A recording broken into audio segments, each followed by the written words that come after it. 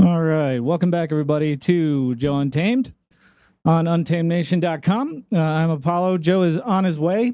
I appreciate you all coming back for the special show time today, and look forward to an awesome show. So I'm going to do a few introductions. We're going to have a fantastic guest that you've seen on this show and probably others if you've been following a lot of the pro se work that's been going around on the country by great Americans who have been choosing to be the solution themselves. Because one thing that I know Joe has talked about, especially with Pennsylvania, which we're going to be talking about certainly today, we have some people who like to get up and tell Americans that they're the ones who are, in fact, responsible for some of the problems that we see in the elections. Now, these people, much like Scott Pressler, as he just did in Pennsylvania, we've talked about this several times, including with Brian Ferentz, blaming Americans. He said the people didn't show up because we have to vote harder. He didn't address all the things that have been walked by for years and years now, the things that people like Joe and others have been screaming, that we need to pay attention to the machines. He, in fact, went out after being called out relentlessly and refusing to acknowledge the elephant in the room that Scott Pressler and others in his little network like to avoid, and then block people for calling them out. He, in fact, replied to people that there was not fraud. He said, no, we are the ones who at once are responsible for getting Donald Trump elected in these states. We got all these record people to register. We're saving the country. And meanwhile, he will then turn around and blame you. He'll blame the people of Pennsylvania because they didn't respond to his call to action, right? Now we have other things. We have Gavin Newscum and other demons.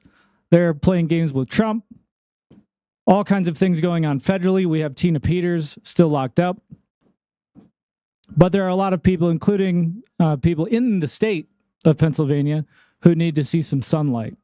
I think Scott Pressler and the rest of those are certainly going to have daylight shine in their eyes while they continue to lie to people and tell them that they're the problem, not the very systems that they are not so silently supporting, the same networks, the same technology, the same methods that they've used to steal our voice for more than any of us knew. But there are some others, like Josh Shapiro, that Leah Hoopes has been doing a fantastic job diving into. So we're going to talk about that today. Before I do that, I'm just going to give you all an update on Tina Peters. Tina Peters was moved from the Denver facility and is now down in the Vista facility, down towards Pueblo. So she is way down south. She was moved late last night. If you go to @Real Tina Peters on X, you will find this post, which links to some of the documents. This was the latest filing. Again, now you have the chief of the Department of Corrections and, of course, Mr. Weiser arguing that Tina has not done her due diligence. This basically says that they are saying Tina did not exhaust her state remedies before going to court. And so a couple points I'm just going to highlight. You can find this again on her X, and you will actually find a link to the entire documents. It is established a denial of bond pending appeal or other decision affecting punishment cannot be based on the movement's exercise of her or his First Amendment right of free expression. Exhaustion of the Supremacy Clause immunity claim is not required because Colorado state courts lack jurisdiction to prosecute or punish her under the facts of this case. Without jurisdiction, the states have no remedy to provide. They're saying that essentially what they're trying to do is disqualify her from her protections, acting as a lawful federal employee, and saying that she didn't do everything that she had to do. She has not exhausted the remedy pursuant to the challenge of her First Amendment right by the denial of her motion. In all appeals from criminal convictions or post-conviction relief matters after July 1st, 74, the litigant is not required petition for rehearing or certiorari following an adverse decision of the Intermediate Appellate Court in order to be deemed to have exhausted all available state remedies respecting a claim of error.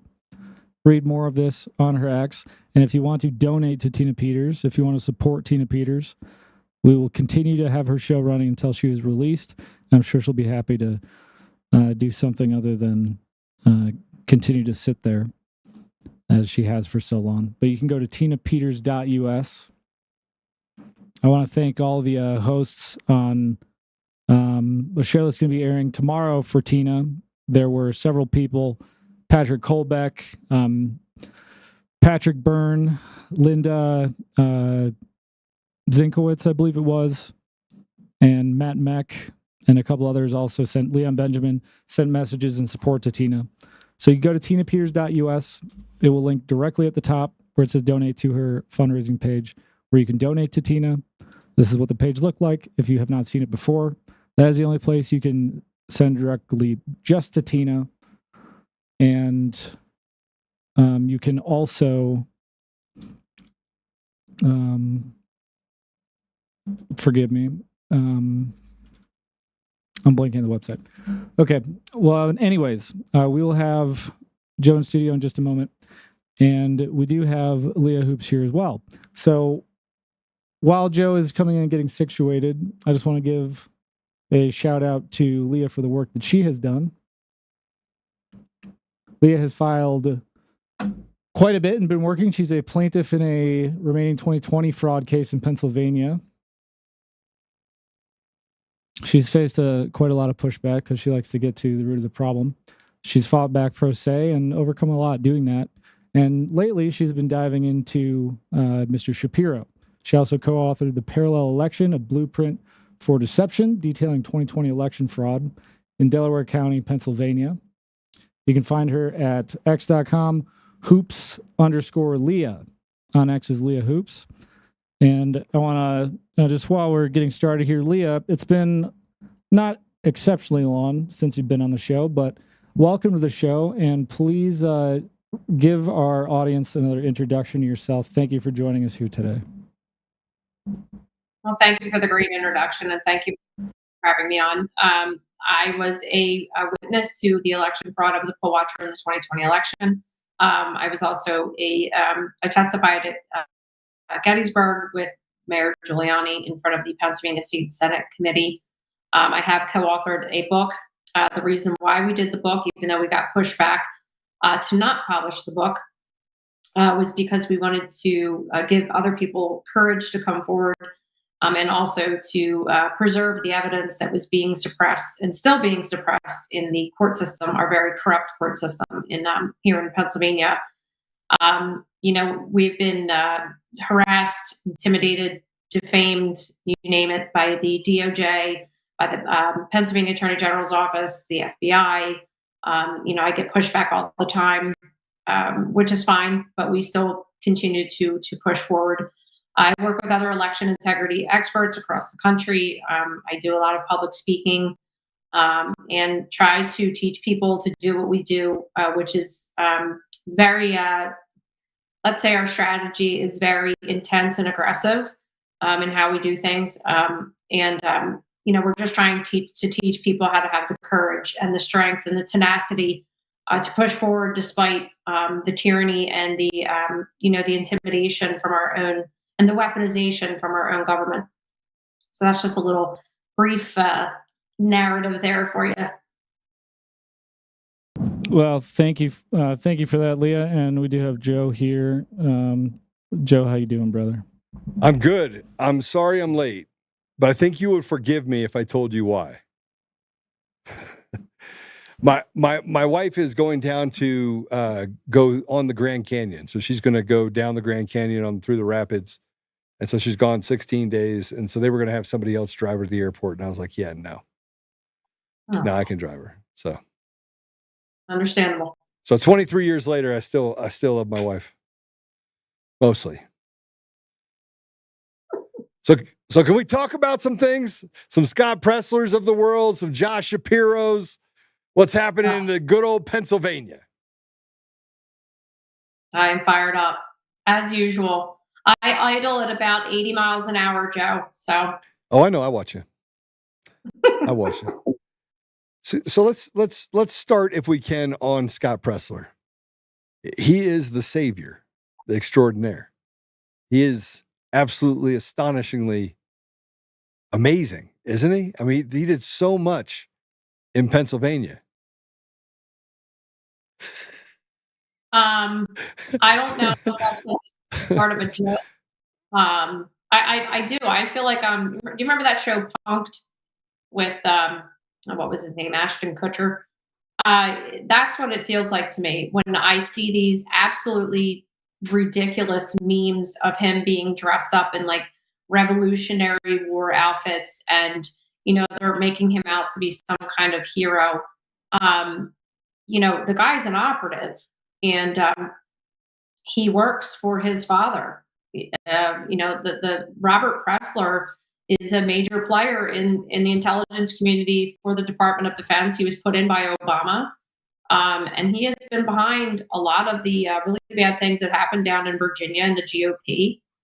And he's leading, his son to victimize people, and that's what he's doing.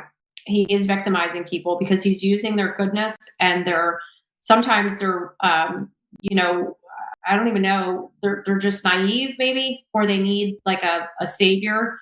So they don't really have to do hard work. I'm not really sure what it is, but he has victimized people, and then not just in that way by leading them to a completely false narrative, but also he has usurped people's time and energy and willingness to do things. And I'm not saying that door knocking is not important. I'm not saying that those things aren't essential in running campaigns. I'm going to tell you, he didn't sign 180,000 Amish people. Well, there already yeah. So and every time there's a loss, it's the people's fault. Every time there's a win, it's Scott Pressler's gain. And you just talked about him dancing around like a fairy and wearing some revolutionary outfit and everything else. It's kabuki theater. What part of this represents the reality of what we deal with? It's made to cater to the stupid, I think. Correct. And it's I do think with the help of Brian Ferentz and a lot of great people. I know you had Jonathan on the other day. That's my homie. Love you, Jonathan. Thank you for the shout out. He's a great patriot. What's happening here is people like us are getting suppressed, and we are, for me, like I decided to take the shovel that God gave me because, prayer's not enough, and waiting for God to do something is not what we're told to do.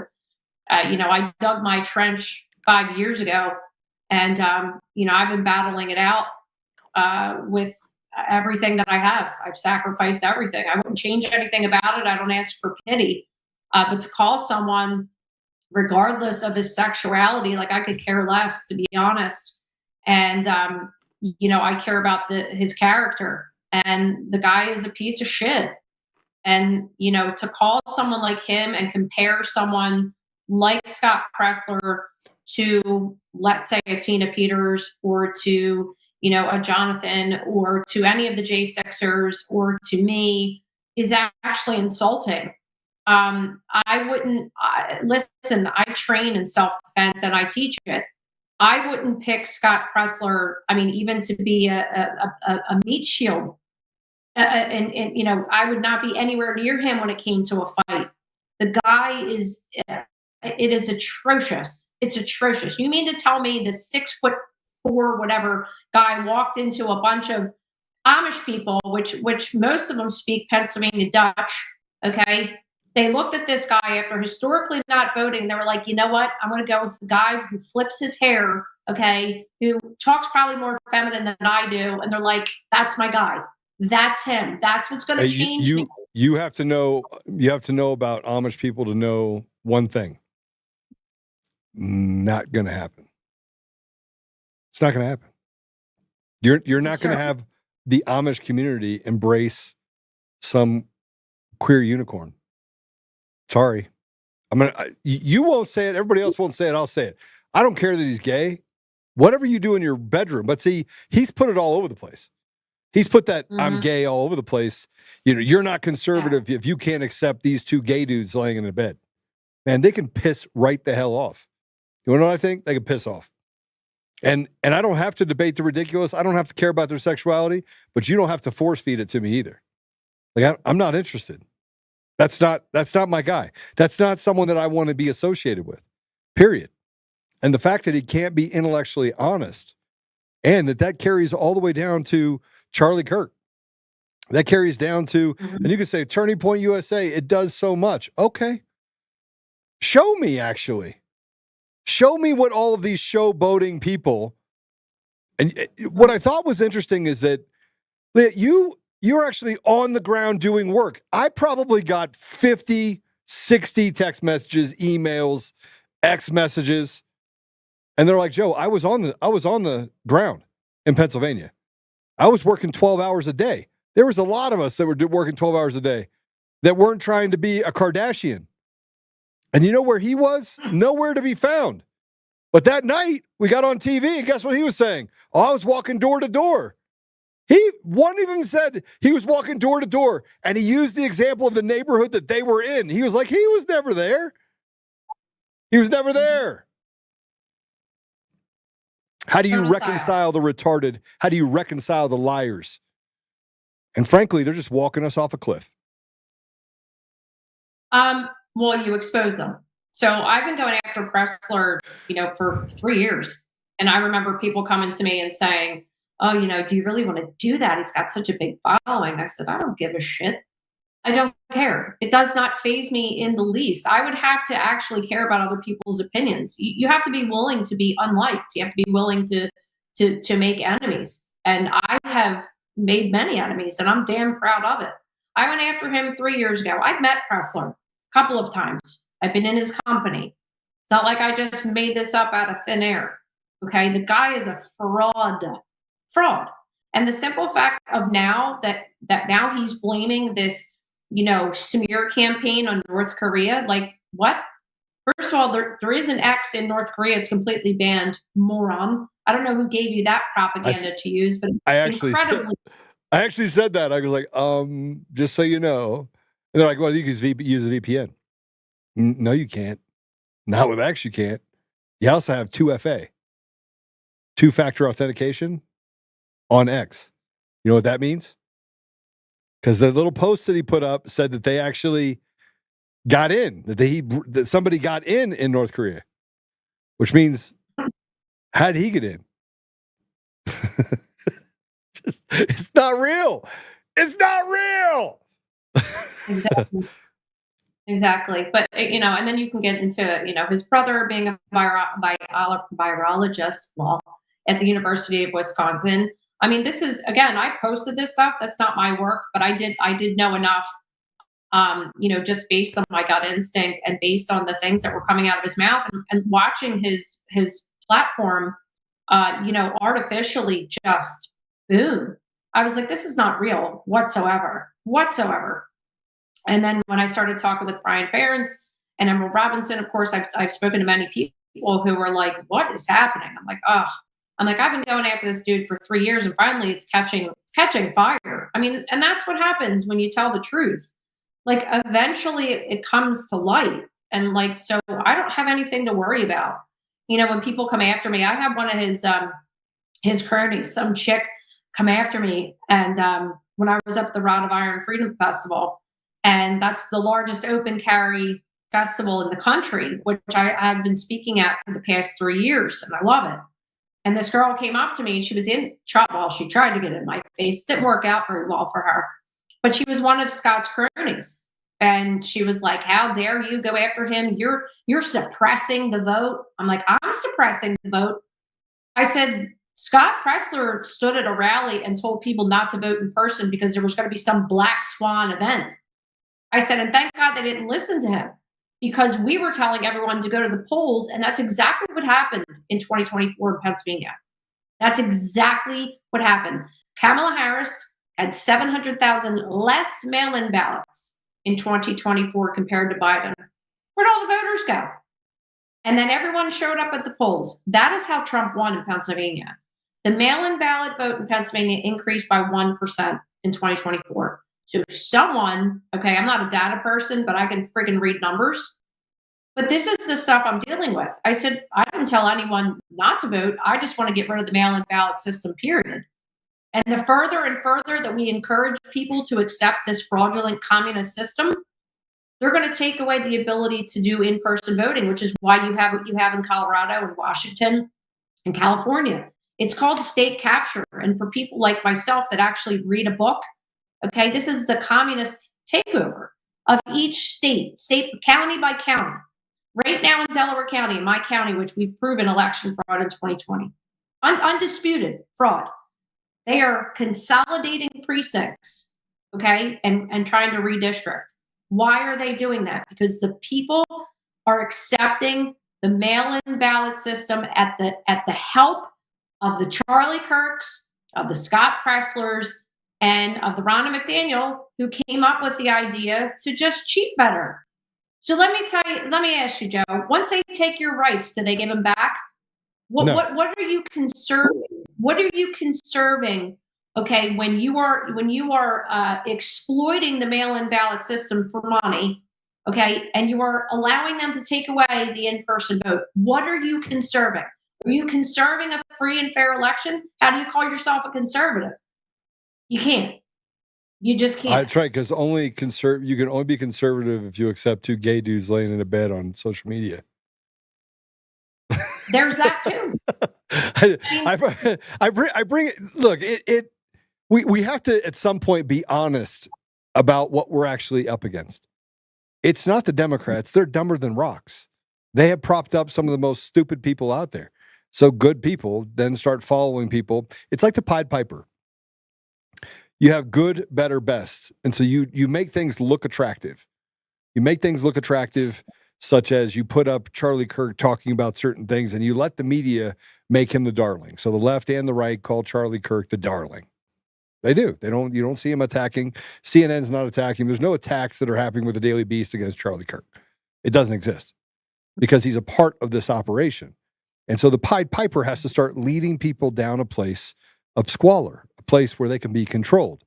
And so you put in someone like Scott Presler and say, hey, just vote harder. We'll outrig the machine. We'll do all this stuff. Make sure that every now and then he throws in that there's not any election fraud and that you can't prove it. There's no evidence, using the same talking points of the radical left, which becomes very familiar for those people that are being Pied Pipered. So it's a psychological game. And then over here, you have the real people. You have the people that are telling the truth. But because they've created this cool kids club right over here, you know, the Bannons, the Charlie Kirks, the people that literally control the messaging, then everyone else, and then those people pick up the phone and they call people and like, hey, do me a favor. I want you to make sure that Altman doesn't, I need you to suppress him. I need you to censor him. Will you do that for me? Yeah, his voice is just getting too loud. And then he pick up the phone, call someone else and say, hey, that Joe Altman that you have working with you, this same person, Mr. Fat Boy, called Mike Lindell. Is like, I don't want Joe working on. You can't do this. I'll stop selling your pillows. Only fortunately enough, Fat Boy literally was making too much on his pillow sales, being a pimp, that he didn't quit. Right. So this is what happens. This is what happens. This is what happens when truth tellers become truth tellers. Is that you have the cool kids club that are like, we can't get him. We need to destroy him. We need to do everything we can to destroy him. And then they find a few people. They find the Leahs, the Jonathans, the Joes of the world who aren't for sale. And then they start figuring out that we're building a fraternity of truth tellers and we don't give a shit about them. And that we're going to do everything we can to burn down their little playhouse. And stop. There you go. I gave it to you.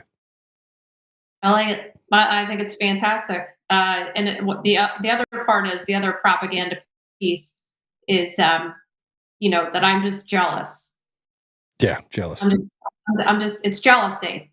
I was like, you work hard because you're jealous. Right. So I was like, okay, so let me get this straight. So I wasn't ever offered the same thing, right? You never asked that question. No, nobody ever offered me the ability to sell out. Countless times. I could have named my price. I've had so many infiltrators, into our lawsuit, Greg Stenstrom, who was my co-author, my partner, and a co-defendant and co-plaintiff. Too many times people have tried to see what my price is. And I'm like, there isn't an amount that you could write for me to, first of all, sell out my country or sell my soul. Once you lay in bed with dogs, right, you get fleas. And that's it.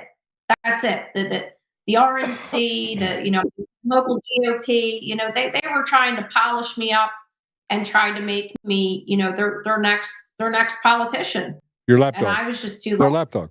No, 100%. And I told them all to F off.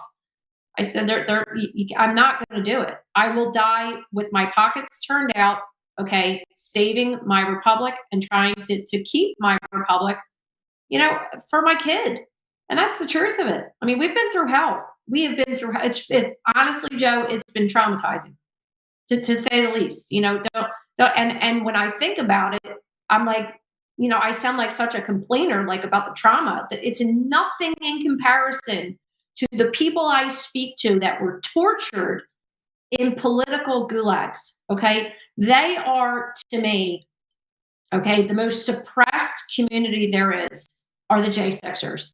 And that son of a bitch, Pressler, who somehow avoided an FBI raid, okay, somehow avoided an FBI raid, and he still has the video up. Still. And he was involved with Stop the Steal, Ali Alexander, the Ivan Rakelings, everybody. Yeah, whatever happened to the Ali Alexander? What happened to that guy? Last I heard, he was involved with some child trafficking situation or some trafficking situation. He cut. So, but how did Pressler avoid the same places? Brandon Straka didn't avoid persecution. Okay. My friends who sat in jail and were tortured, okay, weren't even given basic human rights. He is literally, he is shitting on them every time he says that there's no fraud. Every time. So there was fraud in 2020, right, bro? And this is the greatest civil rights movement. That's what you said on your video when you were down in 2020. Nobody took your camera. The FBI didn't raid your house. How'd you avoid all that, Pressler? How'd you avoid a jail cell? You were very close that day. And then you have the audacity to shit on these people, okay, who suffered tremendously. And you don't have balls to sit there and say that there is no fraud. So it's either you got two options here, Joe. You're either a manipulative piece of shit who wants money, or you're an op. That's your options. There is no God-given reason a 5-year-old could look at the 2020 election and everything that's happened since. Everything that's happened since. But Leah, they're still gaslighting it. I mean, there's still the cases of Dominion voting system. Dominion voting systems, their lawsuits against people for defamation should be laughed out of every courtroom. They should be laughed out of. There shouldn't even be. None of this should exist. We sit here and you talk about the J6ers. There's other people. There's Bill Barr's nephew. He wasn't charged. He walked through the entire place. Wasn't charged. I mean, there's massive numbers of people that weren't charged. And here's what it comes down to. Operators aren't charged. Operators are left alone for the most part. They get to operate with impunity. And Scott Pressler blocking every single, not even having the conversation. He won't even have the conversation about election fraud because he's been told not to. Run away from it. You know who else runs away from it? Charlie Kirk. Fuck him. I'm just going to say it right now. And you know what? I don't really care. You'd say, well, Joe, you're jealous. Of what? Of what? What am I jealous of? What is there to be jealous of? I got a beautiful wife of 23 years. I got 2 amazing kids. I have done very well in my life. Very well. I've done massively well. And I didn't have to do it on the backs of other people stealing from them like the rest of these little clowns have. So what would I be jealous about? Well, it depends on the master you serve. So if you read the Book of Kings, and you talk about which master, they serve. It's, I serve God. So I would have to care about worldly possessions, which I don't. And I've had nothing before. And I am, I'm a survivor. So money to me it's irrelevant. If I don't have like my soul, if I don't have my integrity, everything else means nothing. I have an amazing child. He's an adult now. No, I You pride have an adult myself in child? being. You have an adult child? No. He's 19. What? Swear. I was young. I was 24 when I had him. I'm very proud of my son, and he's a conservative. I have a 28-year-old and a 24-year-old. Oh, fantastic. And I had him really. He would not be allowed to be. What's that? How young? I was young. Younger than you were when you had yours. How about that? Fantastic. But they turned out amazing. Both of them are conservative. Actually, my son gives me a hard time sometimes, so sometimes I have to smack him around a little bit, but both of them turned out well. So you wrote a book about what happened in 2020. And and before we get into that, I want to dive into a few things. You just had a Senate race in Lancaster County, state Senate race. I don't see the outrage. I'm just going to tell you, I don't see the outrage that should be there. There hasn't been a Democrat that has served in that since 1979. You'd be hard pressed to go in Lancaster County and find enough people who are liberals that they could fill a diner. It's a very conservative area. Plus 15 is being underly generous. The Senate candidate lost to the Democrats. And Scott Pressler comes out and says, it's because you did not vote hard enough. And even if it's a plus 15 state, we know it's stolen. Why the hell is there not outrage from the GOP? And why the hell is there not outrage from other people about what is happening in our country still on elections? Because it's been accepted, Joe. The GOP is protecting their interests. So if you go back to 2022, when Bannon used to have us on, which he doesn't anymore, which is fine. He had a guy that came on, Steve Bannon, when he used to bring Greg and I onto the show. Used to. He won't anymore, huh? No, hasn't called in a long. Really kind of weird. Kind of strange. How strange.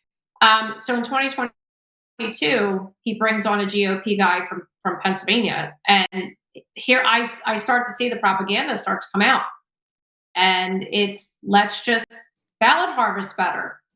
Well, we're not doing anything in the courts. We're not winning anywhere. Let's just ballot harvest. We'll cheat better, right? I was like, oh, right, because you can out cheat communists. Okay. Let me know in a time in history where you gave an inch, 10 miles to your enemy and then one later on. Let me know a time in history where you embrace your enemy, okay, with open arms, use their plan, and then you win. It doesn't happen. Like, it's never happened. And this is what they have convinced people of. Like, I try to educate people as much as I can. But let's go back in 2022, when the guy that was in there before in the 36th district, the Senate district of Pennsylvania, his name was Ryan Allman. And my good friend Mike Miller ran against him in the primary. Mike Miller still has suppressed filings, okay, asking for the ballots of his own race and showing that the statistics in the primary were impossibilities. They won't give him a damn thing. That was 3 years ago. So they wanted Ryan Allman in there, and then the rhino Dave McCormick, he's evil. He really is. He brings up Ryan Allman and takes him and puts him in his administration, which opens up the seat for the 36th district. How convenient is that of the GOP, who gave us mail-in ballots in Pennsylvania, which we talk about in the book, in our book, The Parallel Election. So they set everything up. People don't talk about that. So now you have this place, okay, which is plus 23 Republican registration, just won for President Trump. And all of a sudden, the guy, Josh Parsons, who's running, who was a commissioner in Lancaster County, who is very well liked, very well received by his constituents, okay, runs for office and loses by 400 votes. Now, if you get into the why, Joe, it's not enough anymore to just say elections are stolen. That's what people need to understand. Our book doesn't just talk about the fraud. We get into the who, the what, the how, the why, and when. We give names, faces, and it all comes down to an extraction of wealth. And in Pennsylvania, we have a uniparty. Like, I hate that word, but we do. And they all answer to Josh Shapiro because he's going to be running. He wants to run for 2028 for the presidential election. So we can get into my investigation into that Senate district and why it's important that they stole that election. I actually read a nice little article about it. 2 of them. Yeah, I think it's how Josh Shapiro's great agenda hacked Pennsylvania's elections and economy. That one. Yes. Let's actually put this up if we can. Here's what I want to. This one. Yes. Yeah. All right. So I want to take some highlights from here. Okay. Green grift disguised as justice. What happened in Pennsylvania is not governance, is a calculated heist under the guise of green energy and environmental justice. A syndicate of political actors, private equity firms, and foreign influence investors have hijacked public policy and elections to enrich themselves, consolidate power, and advance global ESG infrastructure. Governor Josh Shapiro is at the center of it. Shapiro is not a moderate, is a globalist progressive. Pennsylvania has received over $156 million through the Biden administration's Solar for All initiative under the Inflation Reduction Act. Sold as the lifeline for environmental justice communities. This money is flowing directly into the hands of firms like Brookfield and Renewable, part of Brookfield Asset Management led by Mark Carney, a UN climate envoy, Trudeau advisor, and ESG evangelist. Like Solandra, this scheme mirrors the Obama-era green energy failure. With taxpayer money was funneled to politically connected companies, they quickly collapsed or were sold off to foreign buyers, especially the Chinese government. So you go through very clearly and break down all the parts related to what happened in Pennsylvania and why it had to happen. Mm-hmm. Reader's Digest version. We'll put the link, if you could, in all of the chats. If you're actually watching this on the online version, or excuse me, if you're watching this on the audio version later and you get this particular part, you can check any of my socials, or you can check Leah's socials as well, which is at HOOPES_LEAH on X. She'll put it up there. Make sure you put it up there, please. You brought up some things about private equity firms. Obviously, they're the ones that own the election companies.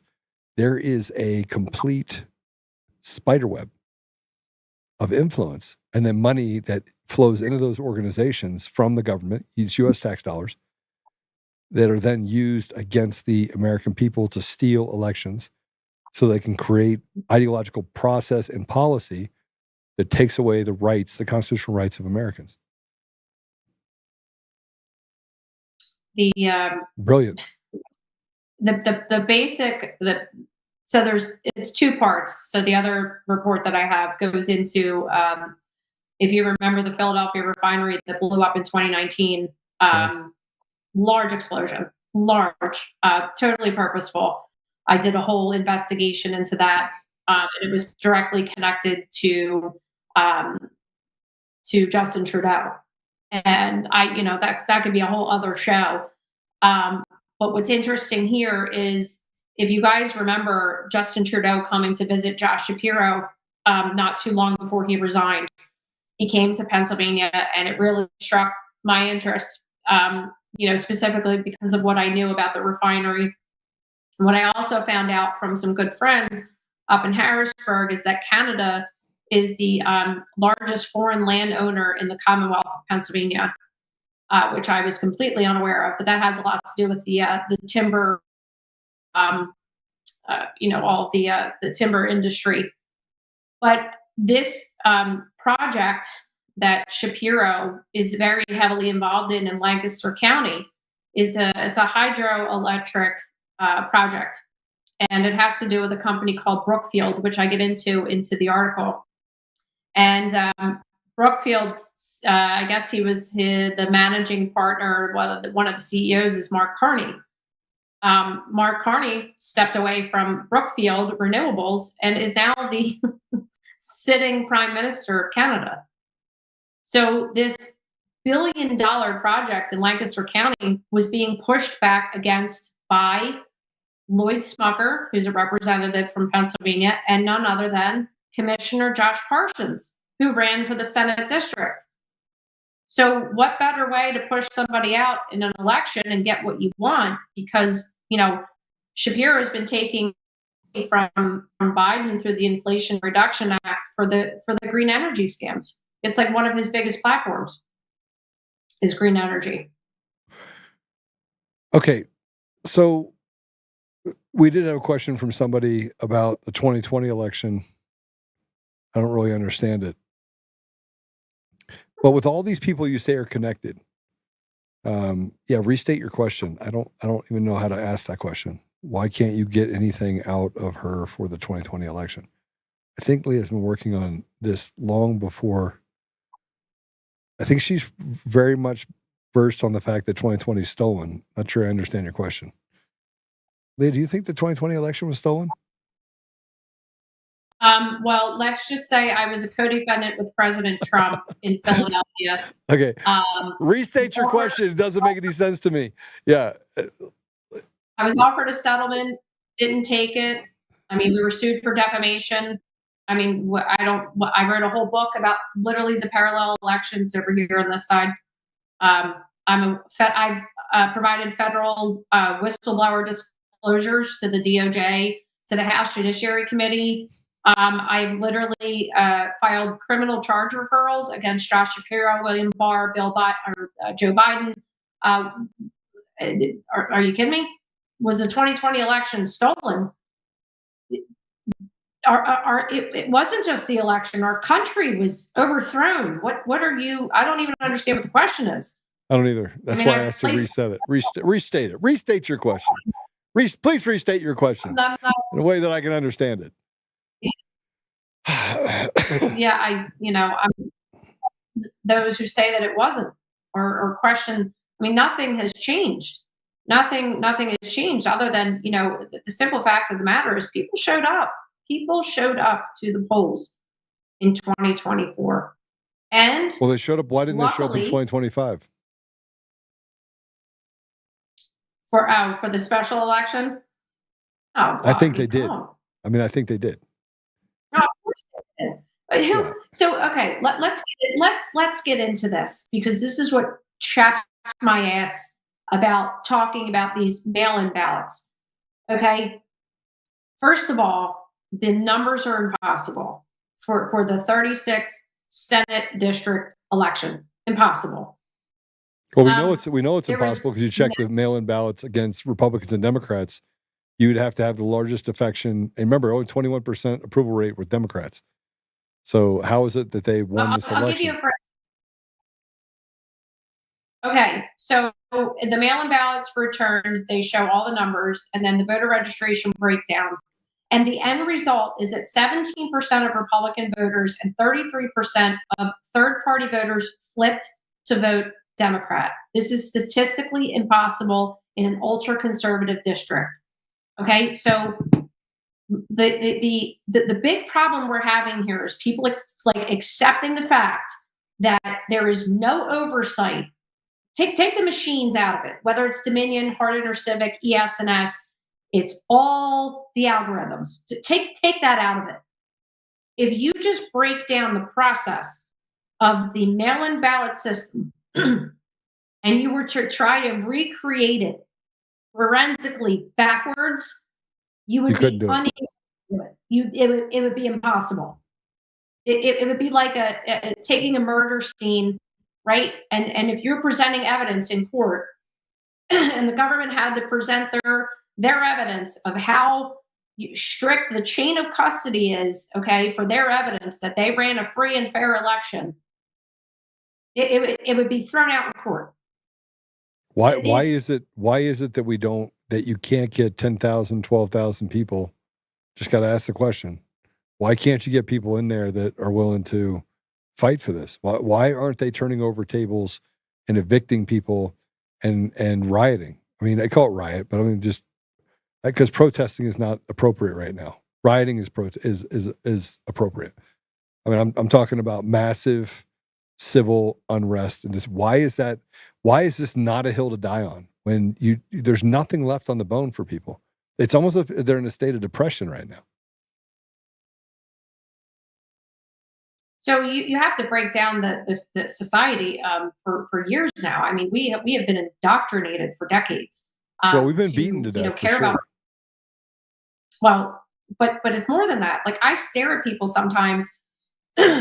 Listen, I showed up to my son's school board meeting, okay, in a gas mask and a hazmat suit, and trolled the shit out of the school board, and literally said to them, like, I am protecting myself from the vaccinated.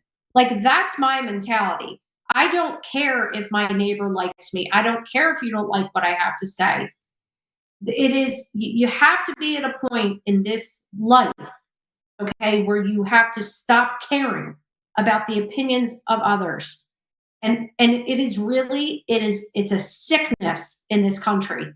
I've never seen more apathetic people when it comes to doing what's right and just, and standing up for your children and our country. That is a major problem, Joe. That you got to start there before you can even talk about. People talk about civil war. Get out of here. Nobody's taking up arms. It's just not happening.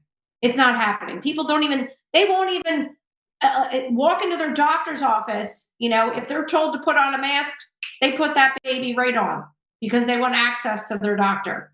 Like, it's going to be a very small percentage, if ever, if any kind of revolution happens. Personally, as I'm watching this nonsense, and let me go off on a little tangent, if you don't mind. If I see Kristi Noem and Pam Bondi one more effing time in their makeup and doing photo ops and interviews, I'm going to spit.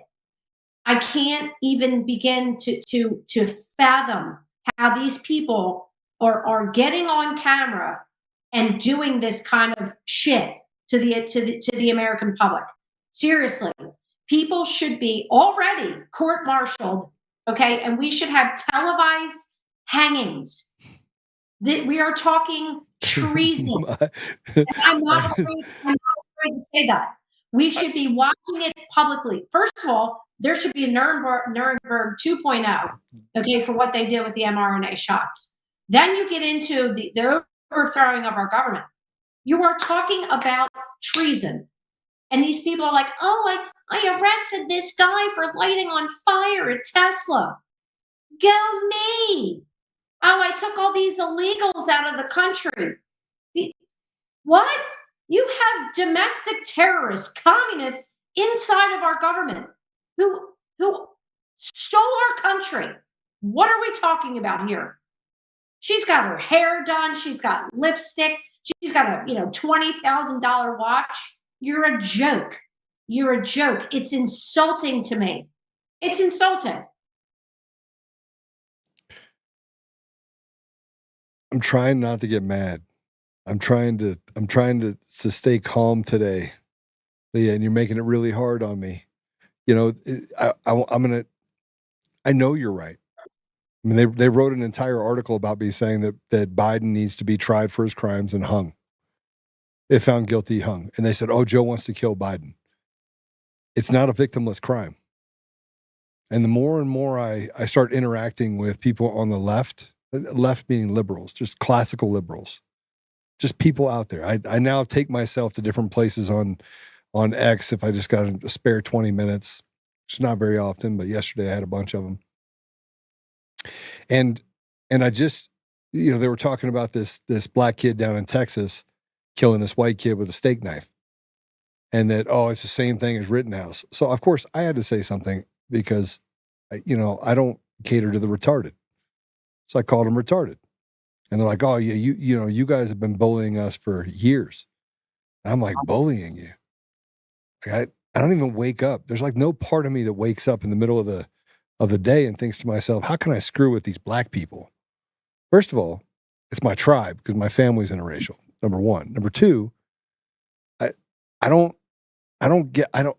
can't identify with the animosity that's been created. But as you start asking questions, we actually have the same problem.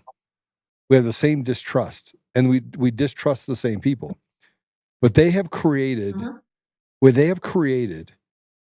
a chasm of ridiculousness and retardation, and made people follow that stuff as the single issue to die on.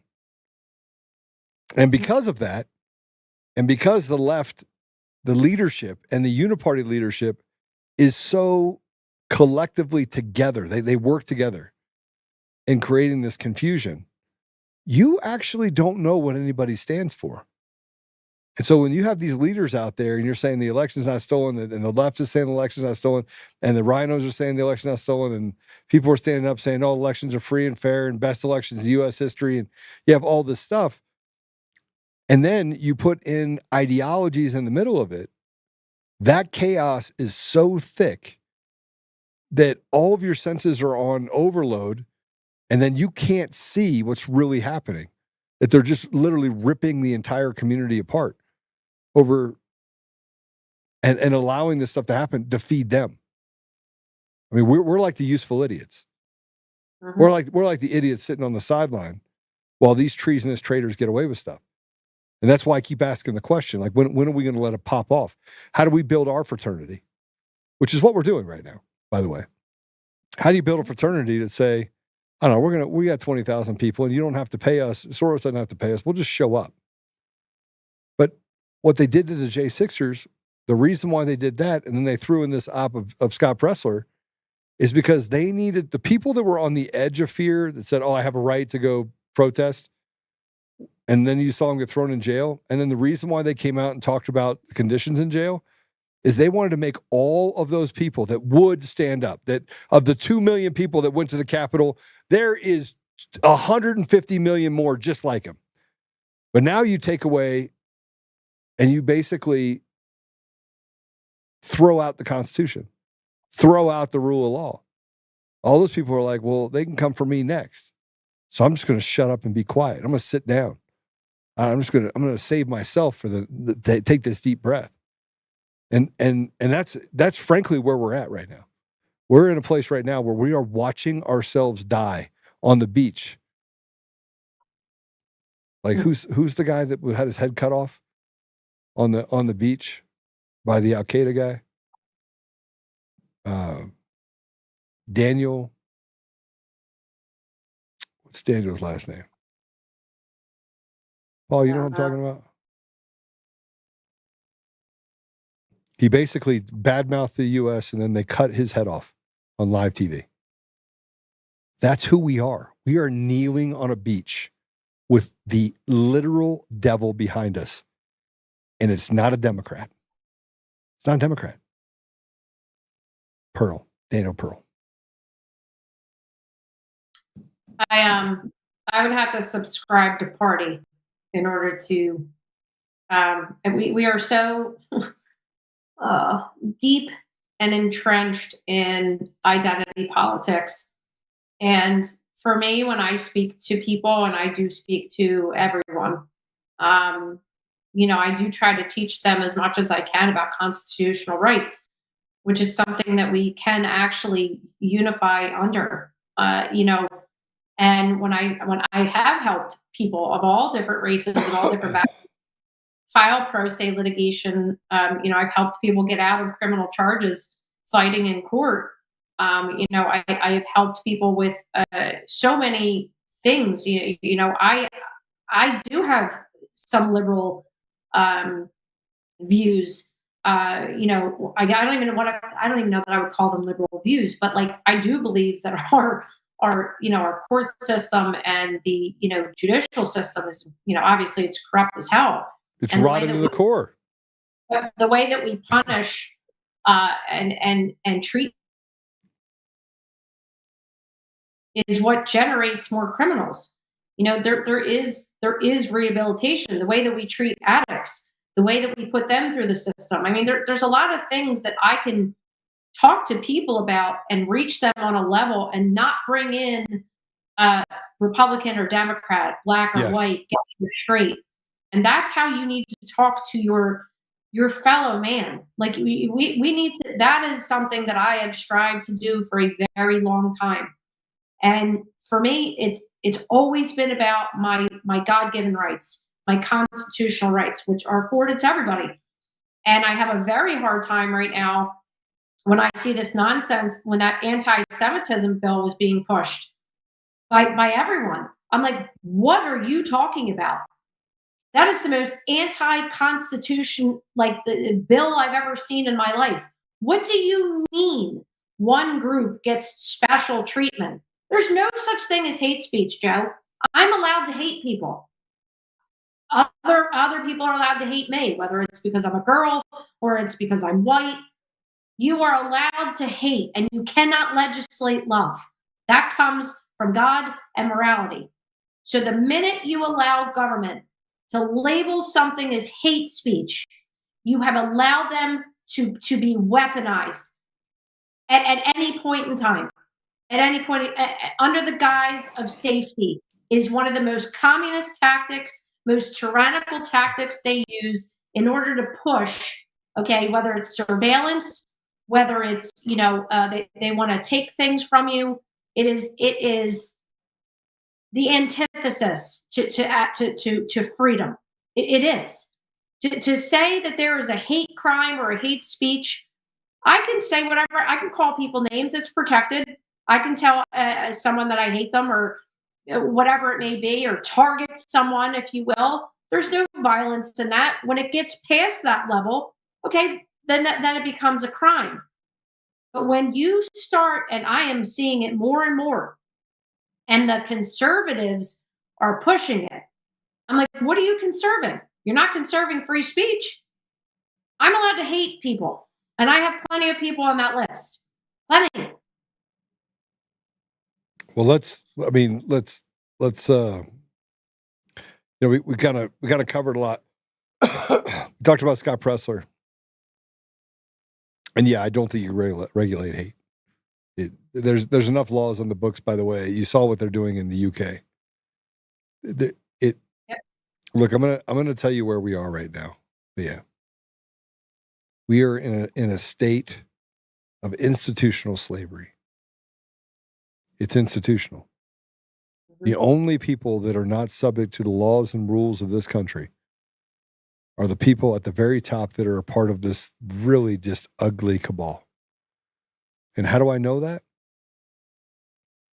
Because we haven't seen one person be elected or prosecuted. Mm-hmm. And there should be thousands. Anthony Fauci should be in prison right now. We should have the election machine companies banned day one. We should literally see people like Eric Coomer and John Polis and others in prison right now in big jumpsuits for the election stealing that they did, which led to the death of millions of Americans because they pressed down and made them take jabs that then led to their death and destruction. Countless suicides, fentanyl over the border, raping and murder of women and children by illegals and propped up by these Democrats. It's not a victimless crime. But we're in a state right now where it's just a continuation. It doesn't, you have President Trump in there, but what is really changing? Not one person. We still don't have the Epstein files. Where's the Epstein files? Where are they? They stood on the edge of the White House with folders and did the jiggy jag. Who else was there? Scott Pressler. I just can't. You can't make this up. And our election, and your election gets stolen in Lancaster County, and that little piece of shit gets up there and says, you didn't vote hard enough. And then he got backed up by Charlie Kirk. And people call me. They've been calling me for the last couple of days, Joe. Lay off Scott. Lay off Charlie Kirk. No. Why would I? And I got a friend. He will not take my text messages. He won't take my texts. I'm like, all right, I got you. You're a piece of shit too. You don't have any courage. You can't stand up for what's right. It's not about standing up for what's right, Joe. I get this. It's complicated. What's so complicated? Please tell me what's complicated. Doing the right thing is now complicated. Arresting someone, throwing him in jail. No, we'd rather have Tina Peters locked up for doing the work that should have been done by everybody else. And like, we're working on it. And then you go in and you rip her out of that court, out of the jail. You don't wait. You don't show tolerance. You don't show any of that. You go in and you show them the strength that you say you have. But we always say that, Leah, we have that strength when we're dropping MOBs, mother of all bombs on people's heads in a foreign country when we can't see who we're actually hitting. Well, we can sure talk about it. We look tough. But we abandon the principles of protecting our own people. 100%. It should be America only. Yeah, no, I saw that. I saw that X you put out. Not America first, America only. I was like, I kind of like that. That kind of works. What's next? What are you going to do about Lancaster? You're going to turn that ship around? You guys, is anybody doing anything about it? The GOP there is feckless cowards. Anybody? I know, and I'm trying to appeal to there are good public servants up there in Harrisburg, and they're fighting a very big beast. I'm trying to encourage them to help. I'm trying to do a project right now to expose Josh Shapiro. That's the bigger fish for me. If anyone's interested, I would like to do an expose on Josh Shapiro. I have years worth of information and would love to do a really great documentary. I have people that I'm going to be working with. If anyone else is interested, you can reach out to me. It's something I've been wanting to do for a long time now, especially because I know for at least the past 3 years that he is going to be running in 2028 for the president's seat. So we need to make sure that doesn't happen. He is a dangerous criminal. He should be behind bars. Countless crimes. And if you go to joshshapirofraud.com, we get into a lot of the whistleblowers and witnesses and victims of Josh Shapiro over the past, I don't even know, decade. From cover-up of Ellen Greenberg's murder to witnesses of his crimes inside while he was commissioner in Montgomery County, Security Exchange Commission fraud. He's in bed with basically everybody. And if I was laughing, Joe, while I was waiting for you, because Charles Barkley just endorsed Josh Shapiro. So if that doesn't tell you something. Who did? I mean, Charles Barkley. He endorsed Josh Shapiro. Oh, you have no idea of Josh's friends. You're talking, you got Jeff Lurie, Steven Spielberg, Meek Mill, Michael Rubin, Diddy. You've got Josh Shapiro is involved with everyone. We have gone through his donations. We've gone through a lot of them. Toll Brothers, University of Pennsylvania, not to mention the fact that the guy is Mossad. He's Mossad. He is 100% connected to Israel.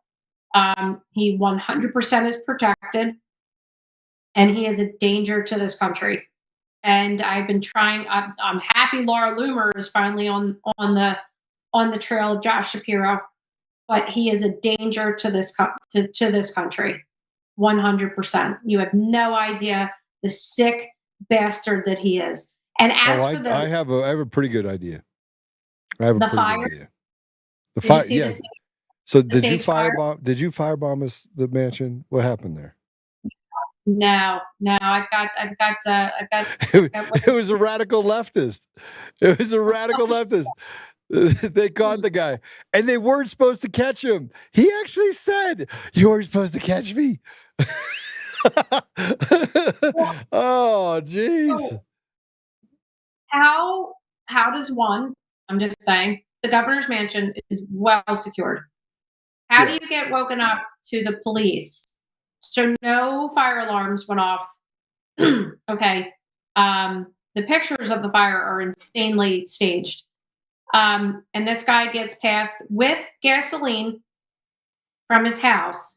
Another, like the guy up in Butler, he's walking around with a friggin' ladder, right? And nobody notices. This guy's walking around with gasoline, hops the fence, manages to get past all the security, and then starts lighting the governor's mansion on fire. I've seen Josh Shapiro travel. That short little prick, okay, travels around with, heavily armed security, not to mention the fact that he uses the state police as his personal, escort. And they were woken up in the middle of, get out of here. Get out of here. And then all of a sudden, now everybody's garnering sympathy. Oh, I'm so sorry for Josh Shapiro. I'm not at all. He placed his family in that jeopardy. This is like old mob movies. Is what we're looking at. You light it on fire, right? Then you get the insurance money, or you garner sympathy like Shapiro's getting right now. Oh, poor me. Don't pay attention to all the deleted emails about the sexual harassment scandal, and don't look over here that I'm in business with Canada and doing green energy scams and completely tanking my state. Or don't look over here that I've been helping to cover up the Ellen Greenberg murder, okay, that was ruled a suicide because everyone stabs himself 10 times in the back of the head in order to kill themselves. And don't look over here either when I'm in bed with Steven Spielberg and Meek Mill and Michael Rubin and all these pedophiles over here. Yeah, don't look. Don't look. Focus on the fire. Right. Gotcha.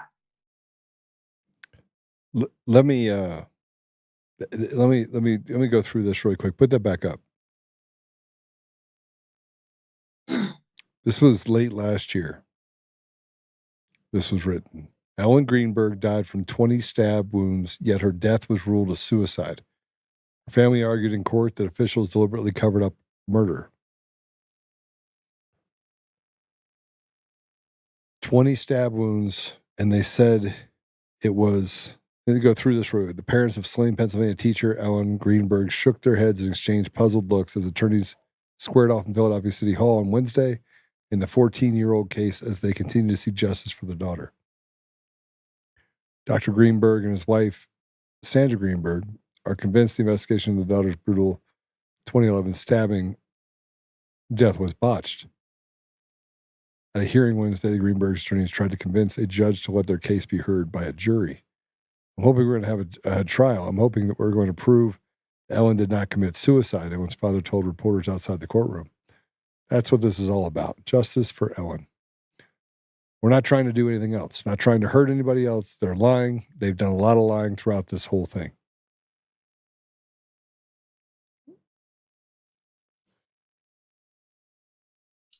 This case is atrocious. It is so sad what they have done to this family, to this poor girl who was murdered. She was murdered by Sam Goldberg, and the Goldberg family, who's very tight with the Shapiro family. And I know this because I speak with and am close to quite a few mothers who are Jewish, whose kids are being trafficked through the courts because of their very powerful Jewish husbands who are very in bed with Shapiros. So put that back up for a minute. We need to go back in time. Josh Shapiro has a long history in the state of Pennsylvania. Go down real quick. Pennsylvania. Yeah. I mean, up, He was sorry. the Attorney General. I'm sorry. No. Go ahead and say what you're going to say, and then I'll get into this. So during this time, the district attorney was Larry Krasner, shocker, another Sorrow Spot actor, and Josh Shapiro, another Sorrow Spot actor, was the Pennsylvania Attorney General. It went through both of these offices. Krasner, another, very powerful Jewish guy, they what they did to this family, who's Jewish. So don't make this about anti-Semitism. Just calling it for what it is. They do it to their own. Okay? They did it on October 7th to their own. Correct. They waited 7 hours to go in and do anything. 7 hours. 7 hours. This girl and the story behind it and the people that went into the apartment after it happened, okay, he called his father. He called an attorney. They came in, cleaned up the place, and staged it.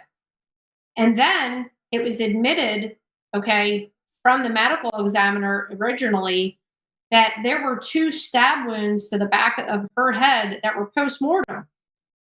So how do you stab yourself after you're dead? So how do you stab yourself in the back of the head? Well, just so you know, I looked into this case a long time ago, and it smells of a crime of passion, which means they covered up her death, which means it's someone that she knew that actually caused the death. Now, put it back up for a second. Let me show you something. This is the pictures from the, if you would. There was a 10-inch knife was lodged in her chest.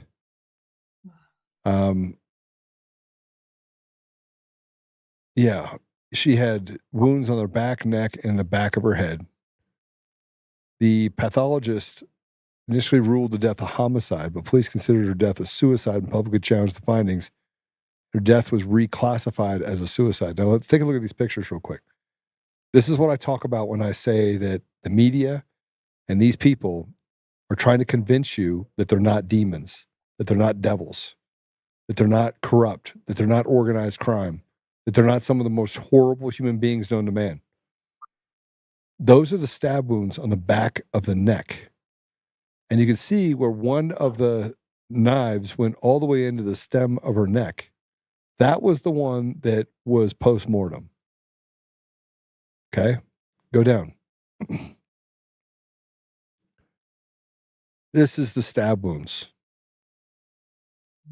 Unreal. 6-inch stab wounds to each her stomach, liver, brain, heart, and spinal cord. Okay, here's what you need to know about this deal. Okay? You ready for this? Almost a half dozen of those stab wounds would have been fatal. Like you're not continuing to stab yourself, by the way. Half a dozen of those stab wounds were considered fatal. The laceration to the liver, the 2 lacerations to the heart, the lacerations to the back of the neck that penetrated her spinal cord. I mean, Leah, this is... I'm only spending time on this case. You brought it up. I'm only spending time on this case because it defies common sense. It defies anything that you could say about just simple reasoning. Simple reasoning, like a simple person, a guy that never graduated from 5th grade, who couldn't read could understand this case. And you have judges, and you have lawyers, and you have politicians, and very, very powerful politicians that are involved in this case alone.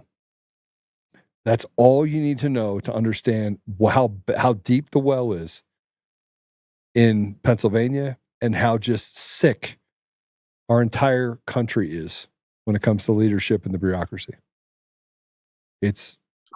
Justice is dead. The this case, I'm sure like everyone else, bothers me to my core as a mother, and what these parents have gone through,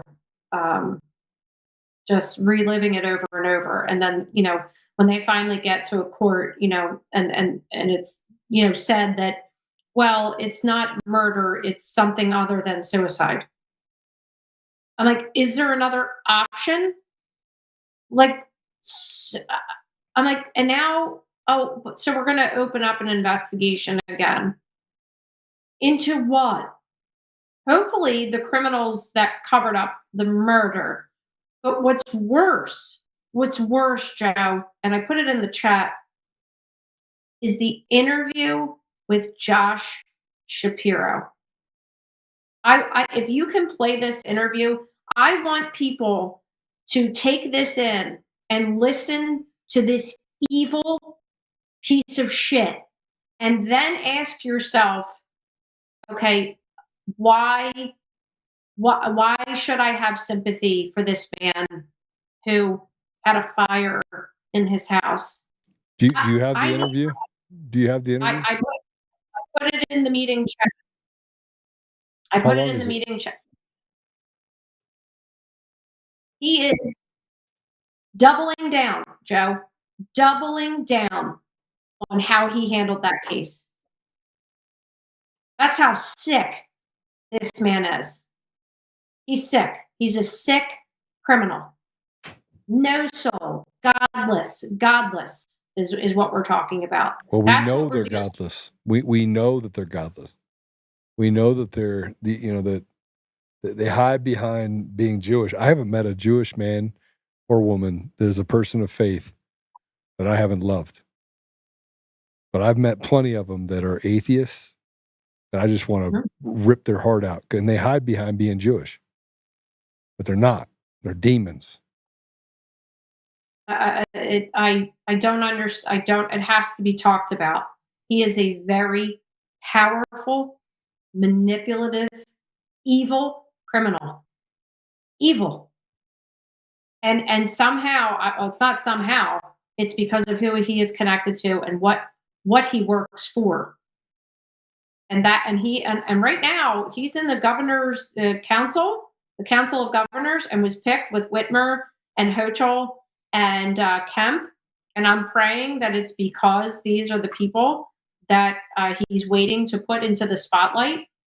And hopefully, I'm praying that they prosecute Josh Shapiro. He was a Biden elector. He obstructed the investigations into our witness, declaration. He sent special agents to my front door, November 17th, 2020. Personally sent armed agents to my front door. That's why.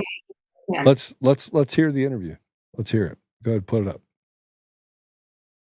Brian is down in Philly working on a special about this. Brian, and your timing seems to be spot on.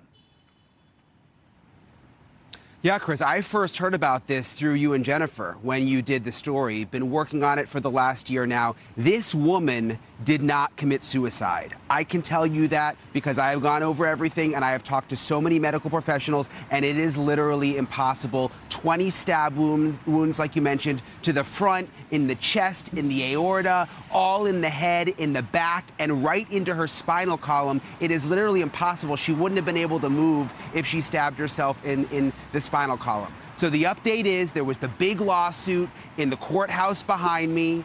The medical examiner changed his tune again. You said it. First he said homicide, then he said suicide. Now 14 years later, he says it was not a suicide. And now you bring in Governor Josh Shapiro. He was the attorney general. He reviewed the case, the reports that he has connections to Ellen Greenberg's fiance, Sam, and he has ignored all of our questions about it. We've been asking for months. We've texted, we've called, we've emailed. They will not even respond to us. So finally, we are able to talk to him today at a press conference. Look at this, Chris. Do you think there should be a new criminal investigation? Well, look, I don't think I should speak for the city of Philadelphia and why they chose to make the decision they did. There's nothing I wanted more than to give these parents some finality, some answers, some clarity. And we received more evidence, more information during the course of our investigation that sadly didn't show what they wanted it to show, but actually rather pointed to more data, more information that pointed toward a suicide. I'm hopeful that as this process goes forward, if any new information comes to bear, that it immediately be shared with the Chester County District Attorney and allow the DA there to, to conduct an investigation of that new material. Look, it doesn't smell good. And the AG wasn't the case. This isn't who prosecuted it, obviously, but he probably should have passed because of the conflict. And Jennifer, what information could have come out that now the person who made the scientific finding on the body obviously hasn't accepted because they've changed their opinion?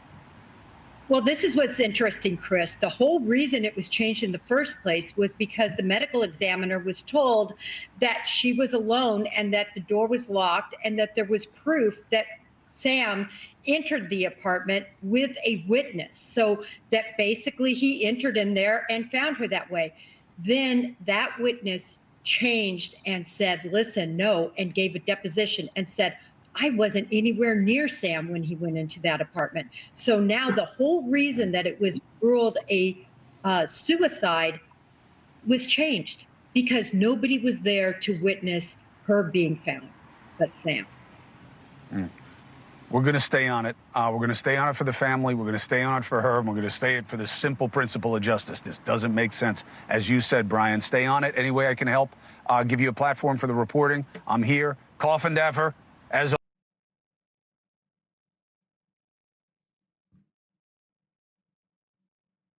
And he was connected to the fiance.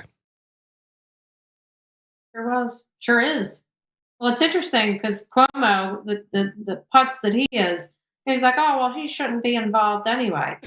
Okay, so that's called you can recuse yourself, okay, directly because it's Josh Shapiro. But that doesn't mean that you should, you have to recuse the whole Attorney General's office. That's the whole point of having the Attorney General's office, because it should have been overseeing the District Attorney's office. So, I mean, what are you saying? Like, you can't have it both ways. Fine, Josh Shapiro is recused. Okay, moving on. The Pennsylvania Attorney General's office can still investigate, but that's not what happened. Josh Shapiro admits that he looks at the evidence, and you can see it in his face. I don't know how people don't see it. He is so manipulative. And I wanted to give the family what they wanted. He sounds like Pressler. I wanted to give them what they wanted, but I couldn't. It's the family's fault because they wanted to see what they wanted to see. What? Who says that? Who actually says that? And he says it with such conviction. Actually, it's what a psychopath would say and how they would say it. And when psychopaths run the government, that's what you get. 2028, folks. That's who's going to be the Democratic nominee, Josh Shapiro. That psychopath. Did you see him standing on the little platform? Because he's like 4'8". Oh well, he looks like Robert De Niro in the in those big fat shoes in The Irishman. Smacked ass is what he looks like. Leah, how do people follow you? We're going to let you go because I know that it. Yeah.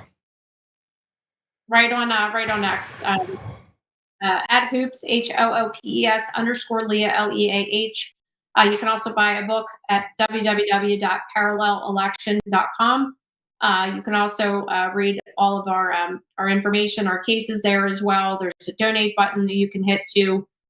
We do all of our work on our own. And you can also find me at intelligencer.today, where I do a lot of these investigative articles. So thank you so much, Joe. I really appreciated this. It's been a great show. Yeah, it has. And I just want you to know you can come on anytime, and we're not done with Scott Pressler or Josh Shapiro. We actually have now entered a world where our entire judicial apparatus is captured by illegal, cartelish, organized crime. And it's going to take force in order to change this. And I don't see what's happening right now with the FBI and with the DOJ. I don't see them working fast enough. I see them slowing it down. And that means that they knew when they fired it off in 2020 that they had captured what they thought was enough. And in order to actually do what they need to do, they're going to have to cut out half to 3/4 of the people that are in those positions. They're going to have to gut it like a hog. I don't know if they have the stomach for it. I don't even know if they have the ability to do it in the year and a half that you have left. Because if we don't do something by 2026, we're done. We're finished. Agreed. My thoughts. All right, Leah, thanks for coming on. I appreciate you very much. Thanks for being a fierce fighter. All right. Take care. She is a fighter. She's right about Josh Shapiro. And Goldberg was supposedly there and walked in with someone, and then the other person's like, yeah, that's not true. So that story changed. The pathologist changed it from a homicide to a suicide. These are obvious crimes. These are obvious things where murderers are allowed to get away with murder. And this poor woman and her parents. Then Josh Shapiro stood on that stage. And I bring this up and related to the election fraud because there's parallels in everything. They are liars. They had shredder trucks down in Georgia. You had the head of CISA that said it's the safest, most fair election in U.S. history. You had Eric Coomer on the call the day before the election on November 2nd. It was that Monday. On a call with government officials about the election that was going to happen the next day. Why? Why would you do that? The election machine companies run a pseudo government agency that is responsible for the vote of the American people, and we're not allowed to question it, or they get sued for defamation and everything else. You have semi-public officials or public figures that are supposed to be doing a public good that say you're not allowed to have access to any information, slave, go sit down, slave. You get 2.5 minutes to speak, slave. You have Carrie Lake that ran for office twice, who had the state GOP chair come to her and say, what do you want? 10 million, 20 million? How much money do you want? Just so you can step down and not actually run. And instead, they just stole the elections and were like, well, whatever. We don't have to pay you a penny. We'll just take it from you. And not one court said a word. You have controlled opposition everywhere you look. And they're all a bunch of feckless cowards. You got a judge in the Tina Peters case, which I need to bring up now. Judge Matthew Barrett, a deviant little pig. A judge that can only be described as probably one of the most disgusting, vile individuals that could ever serve in any office. But we caught him. And now we have half dozen people that came forward. I have a story about when he was the DA, several of them actually. I have a story about someone who said that someone I know, I won't say who it is yet, we're going to make sure we have it all recorded first. We have most of it. We're going to record all of it. Who said that they were able to get good old Matthew Barrett to do what they needed to do, but for fear that they would divulge things about the deviant Matthew Barrett. The underworld is a big place. The deviancy of really evil people exists everywhere. So we're going to expose old Matthew Barrett. But before we do that, we probably won't do it today. I really want to do it today, but we're not going to do it today. I want to give you an update on Tina Peters.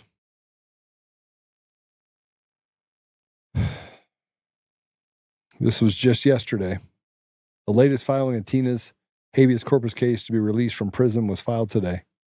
Applicants replied to respondents' pre-answer response. The AG was saying that Tina did not exhaust her state remedies before going to the Fed court in her habeas corpus filing. Here are two highlights in her reply filing today. Goes in to say it is well established that denial of bond pending appeal or other decision affects punishment cannot be based on the movement's exercise of her or his First Amendment right of free expression. Exhaustion of her supremacy clause immunity claim is not required because Colorado state courts lack jurisdiction to prosecute or punish her under the facts of this case. Without jurisdiction, the state courts have no remedy to provide. That's a brilliant way to go about this, by the way. Remember that the DOJ has entered a statement of interest in the case of Tina Peters. But Tina Peters has been in jail for over 6 months. Tina Peters is the one that is suffering. And I keep hearing that, well, you'll be a hero. She'll be a hero. She's 69 years old. I mean, even if you just take the average lifespan of a woman, maybe she outlives it. Usually when you go through things like cancer, which she's been through, and now this, the rest of her life is pretty limited. It is very, very possible that she could die in prison because she uncovered election fraud inside Dominion voting systems. She uncovered election fraud related to Jenna Griswold and Jared Polis, who went ahead and assigned some of the most vile individuals you're going to find to the courts of Colorado in 2021, in 2022, in 2023, and then made sure that such appointments are actually represented in the cases that he wanted to win. Because organized crime is a real thing in the state of Colorado inside of our judiciary. It is basically the black hole. They can do and say whatever they want because we've let them.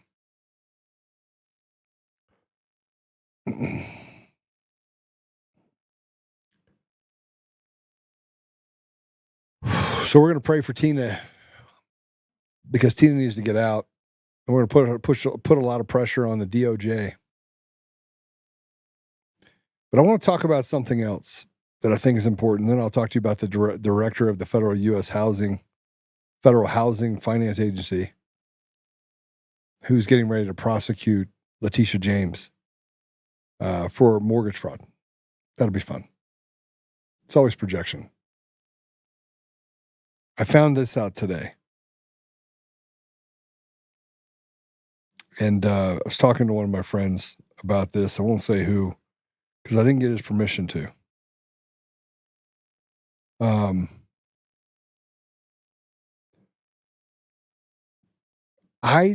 I can be forgiving when it comes to people acting stupid.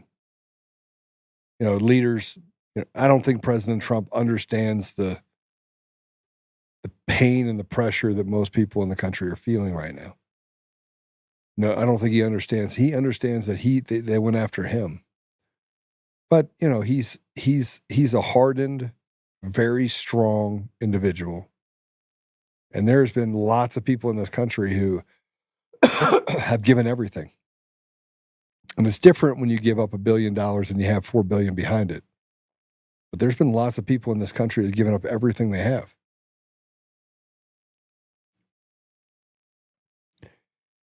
And when you see showboating happening by people who are total trash that are taking credit for everything, you know, you have Sharona Bishop trying to take credit for Tina Peters when she's the one that put Tina Peters there. It's a backwards world. They just lie with impunity, and then people like me, we just expose it. And we're like, Sharona Bishop's a piece of shit. Well, I got to pick up the phone and call Mike Lindell and say, quit raising money on the back of Tina Peters and sending out these emails.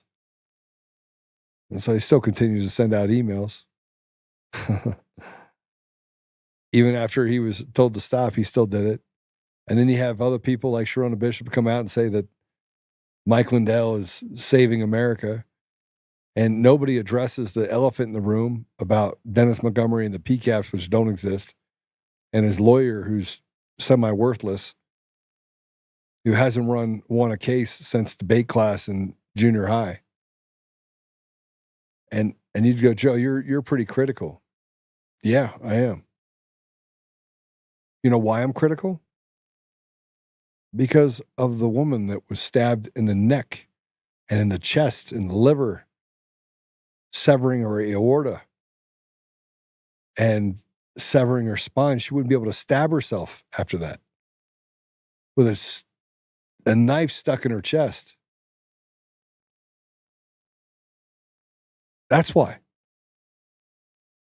That's why I don't have any tolerance. How do you have tolerance for a system that allows you to victimize someone so that you can prop something up, so that you can let organized crime happen inside of your state and let a murderer go free? How is that? How do good people who recognize the depravity of what's happening in our country and around the world, how do good people stand up and not say something about that? Like I personally think I got the picture figured out in my head. Goldberg, friends with Shapiro, who's the AG. They probably are pretty well connected in their little shabbat, whatever you want to call it. And they said, probably things got out of control. She was going to leave me, stabbed her 20 times, left, came back in, lied about who was with him. He panicked a little bit. They came in, cleaned it up. He called his dad first and somebody else first, staged it pretty well, and then called the police in. I think it was like 38 minutes or something went by before they called anybody. 38 minutes. I looked into this case for obvious reasons. Same way I looked into Dominion voting systems. Because the more you look into it, the more you get to the conclusion that everything's a mirage. Which brings me down to Kash Patel and Dan Bongino. Which, by the way, what did I tell you we'd be at on Rumble? 1.4 million people on our email list. Millions of people watch us, and it's stuck at 202. And people just said, again, here, let me just tell you what somebody wrote in there in the comments. So go to X and give old Pavlowski a punch in the face. Let's see if I can find it here. What's that? I keep having to hit the play button and refreshing. Joe, I cannot watch it on Rumble. It's unwatchable. Don't worry, I'll figure out a way that we can just get away from Rumble altogether. I promise. And it'll be my goal to talk about how shit Rumble is. Dan Bongino and Kash Patel. Let me just tell you what they did. They met with Grassley's people, and they used the documents the Biden FBI created to discredit Garrett O'Boyles, Steve Friend, and use that to explain why they cut ties with the Suspendables and others.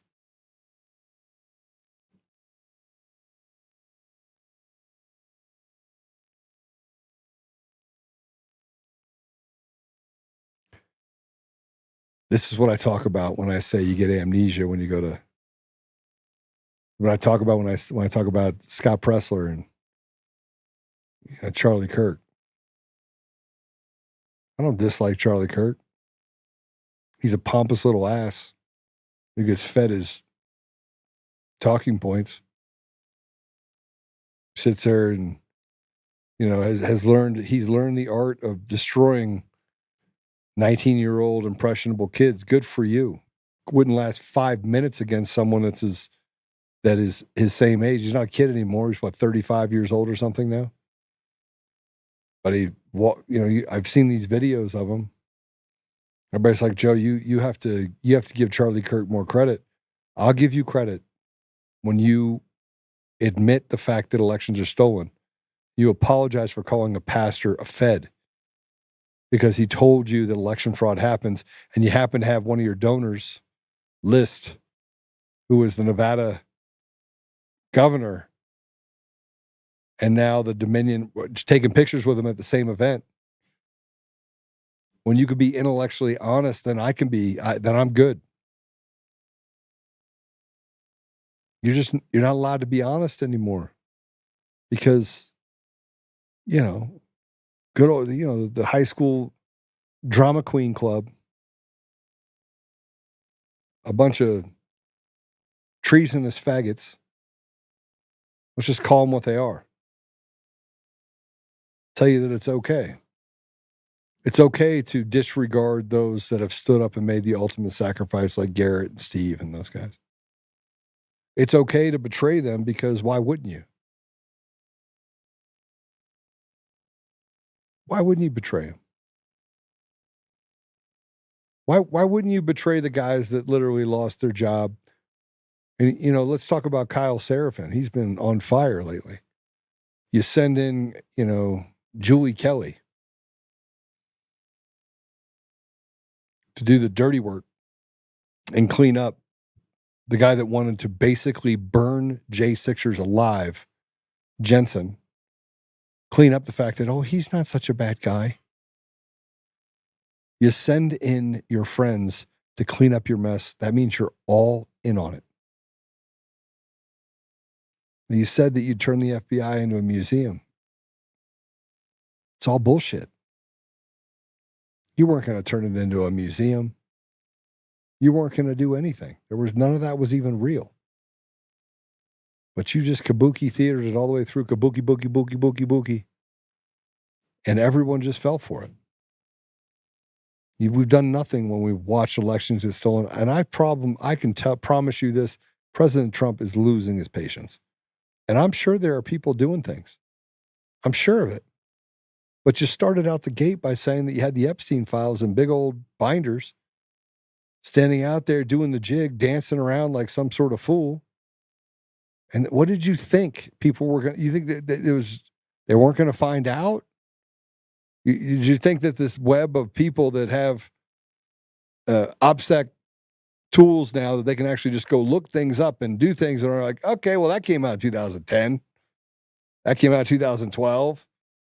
They weren't gonna know. But you abandon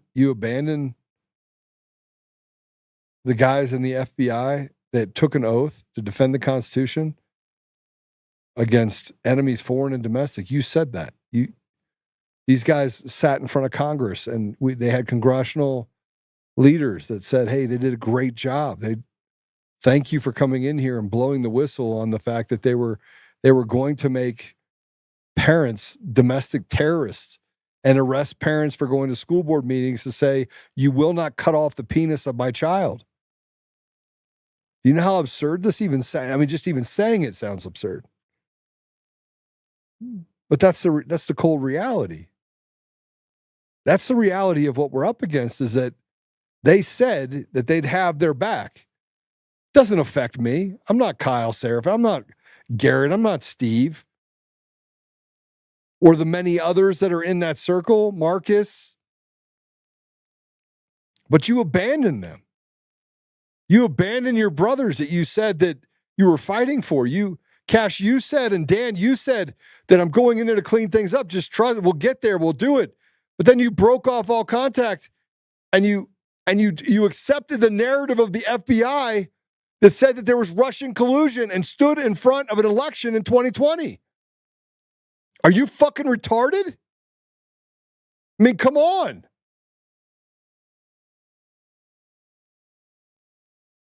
Same FBI that when they showed up at my house because somebody sent powder through the mail to my house to torment and go after my family. The same FBI that never came back to me. He's like, it's okay. We don't have to communicate anything. Let's just sweep it under the rug. The same FBI that didn't investigate Greenberg's daughter's murder and let it just happen 14 years later. Pathology's like, maybe, now that I think about it, the 6 stab wounds, 2 of would have been fatal almost immediately. But she do it by the same time? Postmortem stabs after she's dead? And you're now just saying it's not a suicide? It's like the guy the Clinton guy that shot himself with a shotgun twice. This is why I got a problem.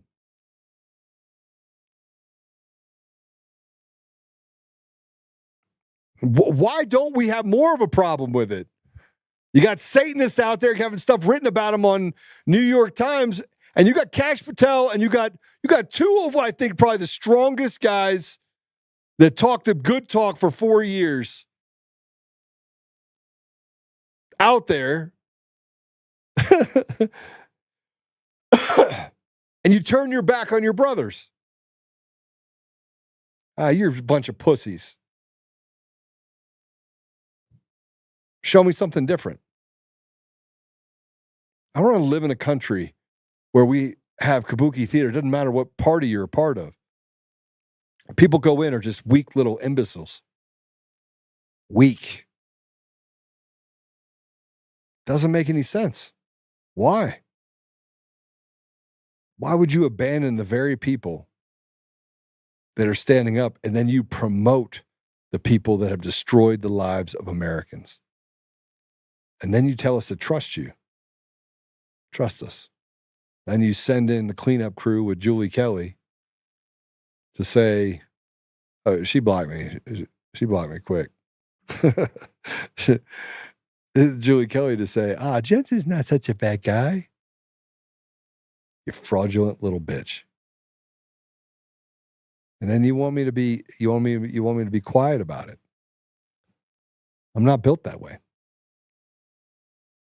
I'm not built that way. What's right is rarely popular. What's popular is rarely right.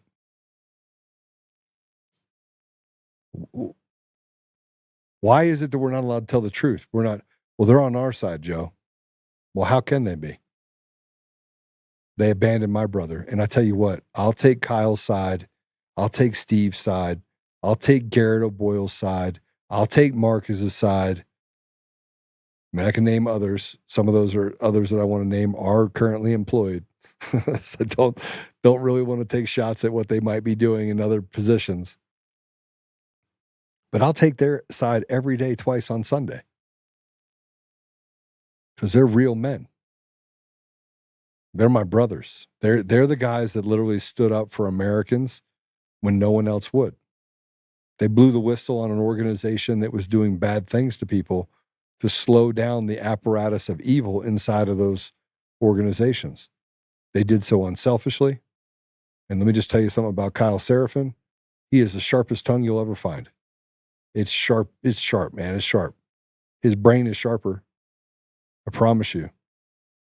But his wife was pregnant and he was forced to go homeless and leave his home because of the FBI retribution. And did he complain about it? No. But do you think that he's upset about it? Yeah. Yeah. He would have lived out the rest of his life. He would have kept his mouth shut. He would have lived in a beautiful home. He would have finished out his career. And that would have been that. But politics, right? We don't right or wrong. We got these new rules in the FBI. Just as long as your frat brother says over here, just do that. You just go do it. You let somebody murder somebody's daughter, and because you're part of this little fraternity with Josh Shapiro, you're allowed to do that. You're allowed to steal Lancaster County and nobody says anything, because what are you going to do? We're not going to open up the books or anything. We're not going to do what we said we would do. You have nothing.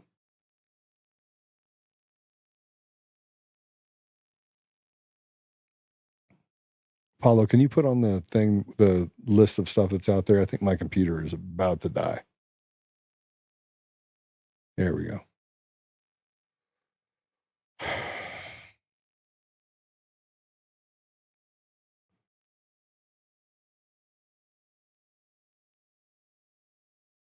I'm okay with him going after Letitia James.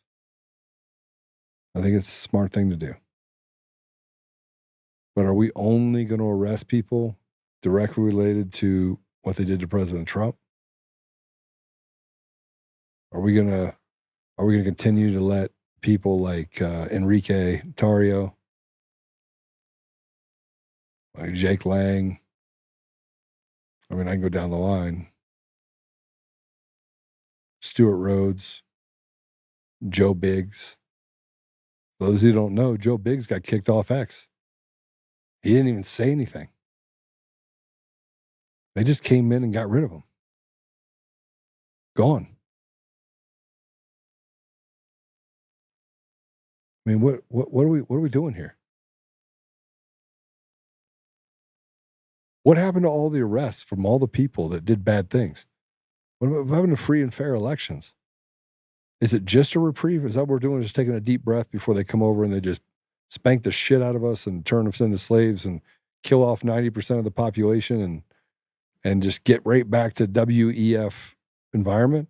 Does it happen so slow that we get to basically die? You know, it reminds me of the Exxon Valdez deal. The lawsuit spanned over 25 years. By the time the case was adjudicated, nearly all of the people that actually sued Exxon were dead. True story. Go look it up. I'm not kidding. Are we going to get to a place where we allow this evil just to continue? Why can't we be bold? Mr. President, why can't we be bold? You're like the lightning rod of people are afraid to be like you in the Republican Party because the system's rigged. Because you don't get people like you, President Trump. You don't get people like you in politics because the system is rigged all the way down. The system is rigged on the Democrat side and the Republican side, and the only way to get rid of it is to get rid of mail-in ballots and get rid of machines. Clean up the voter rolls. Yeah, there's a bunch of other ancillary things you have to do in order to make it work. But this is a good one. The director of let's look at some wins. And President Trump took a lot. He took a bullet to the ear. Somebody should pay. It happened in Josh Shapiro's state.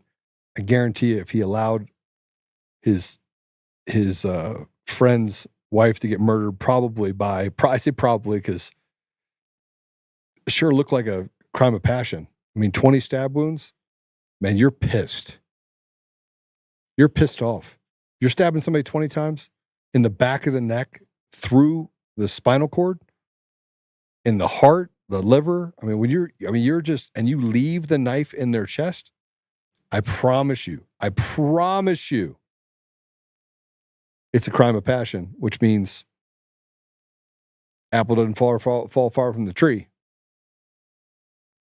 But they took a shot at President Trump, some little radical. Of course, we haven't even figured out if that's actually the person that was on that roof. But at some point, President Trump, he deserves to have some accountability. But so do the American people who lost their mothers and their fathers and their sisters and their brothers and their husbands and their wives and their children to a jab that was untested. The people that literally had to deal with autism as a result of Big Pharma's big lie. The lives that were lost because of what they did to J6ers, what the weaponization of the judiciary, the fact that judges are acting like retards right now and that the Democrats are standing them up. let's go ahead and play this too, or put this up too. The director of the U.S. Federal Housing Finance Agency has just referred New York Attorney General Letitia James to the DOJ for alleged mortgage fraud.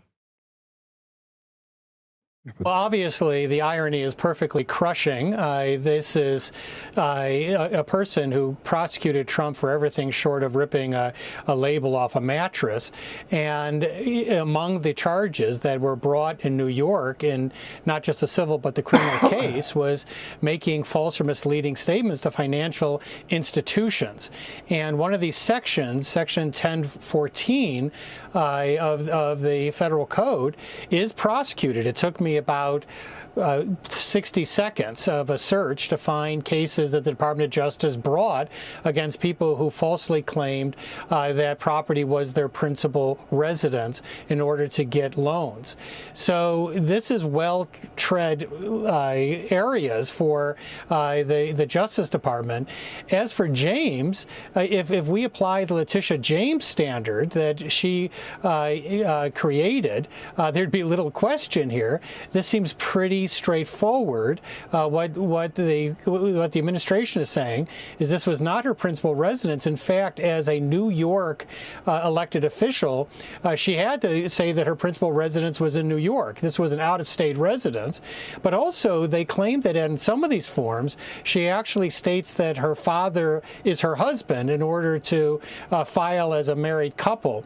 So there's a lot of those questions. And as you know, the Supreme Court just stated earlier in March in a case called Thompson that they want to see knowing false statements under sections like 1014, not just misleading statements.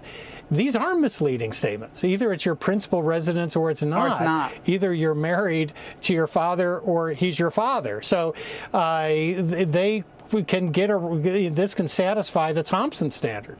Representing our respective states, stand up and enforce the rule of law. The President of these United States is not above the law. No matter how rich, powerful, or politically connected you are, everyone must play by the same rules. Please sue him for us. Oh, we're going to definitely sue him. We're going to be a real pain in the And now the Trump Justice Department may be a pain in her you-know-what.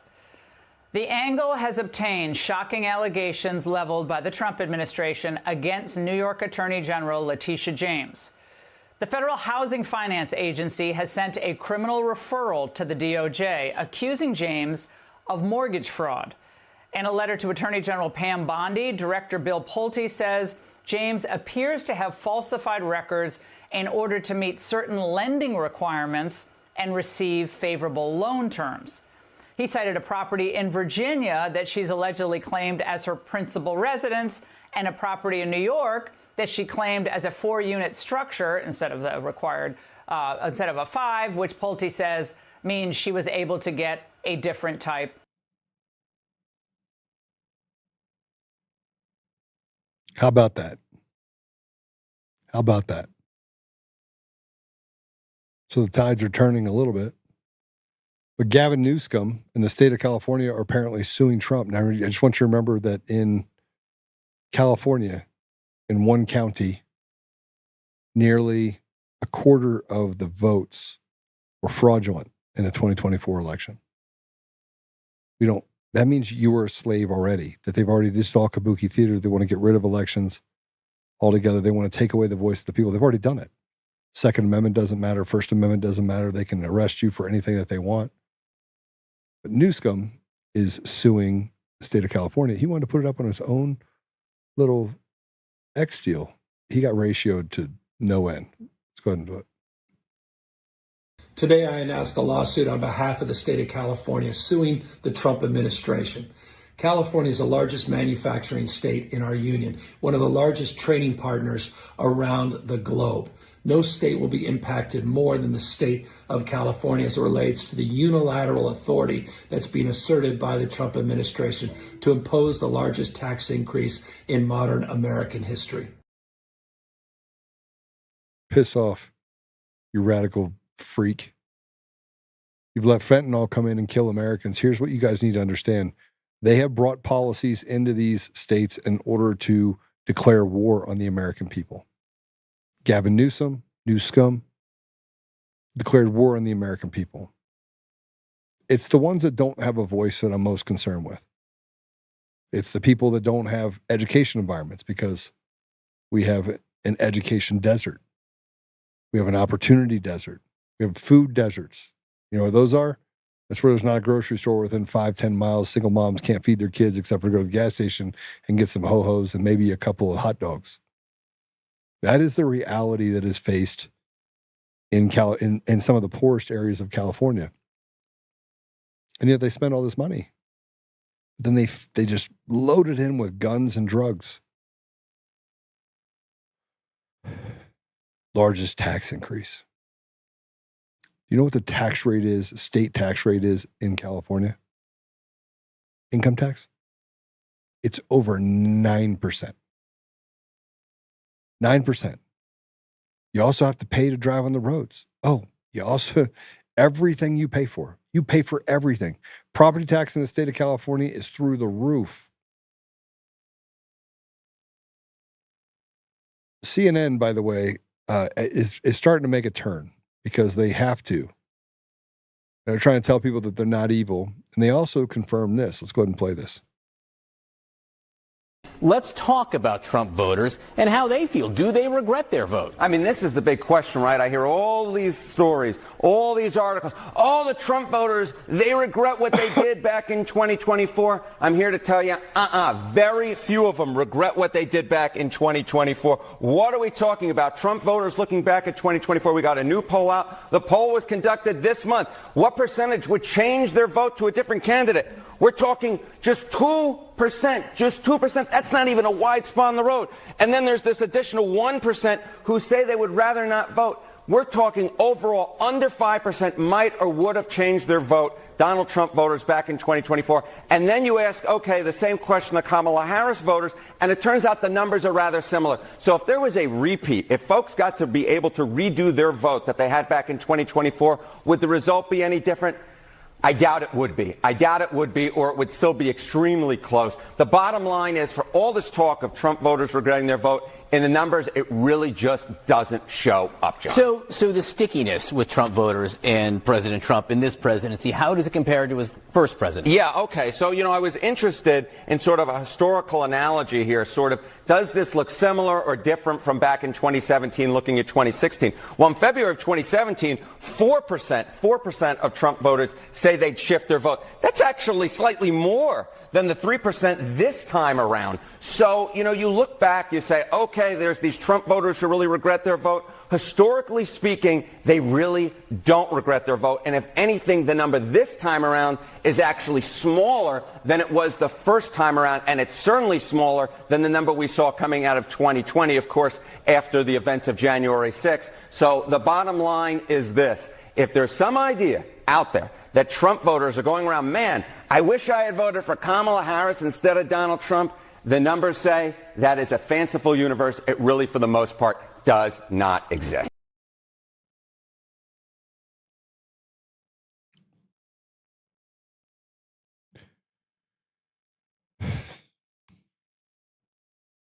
The amount of pettiness that we have with people, I mean, that they try to report on, I think, are we just mentally that midgetry-ish?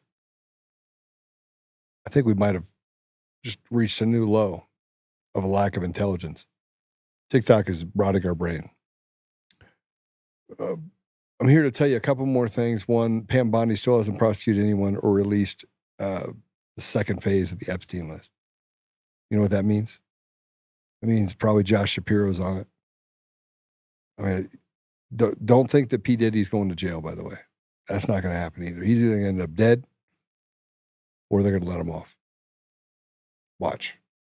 You bookmark this. That's going to happen. She hasn't prosecuted anyone or released a second phase of the Epstein list, but she is suing the Maine Department of Education. You can't make this up. Go ahead and play it.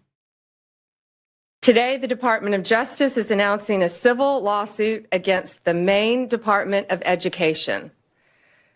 The state of Maine is discriminating against women by failing to protect women in women's sports. Pretty basic stuff. This is a violation of Title IX The Department of Justice will not sit by when women are discriminated against in sports. This is about sports. This is also about these young women's personal safety. I've met many of these women throughout the past weeks and months, and what they have been through is horrific. We have exhausted every other remedy.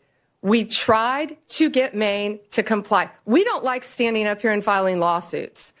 We want to get states to comply with us. That's what this is about. We have repeatedly notified Maine of its infractions and urged them to remedy the situation to protect women.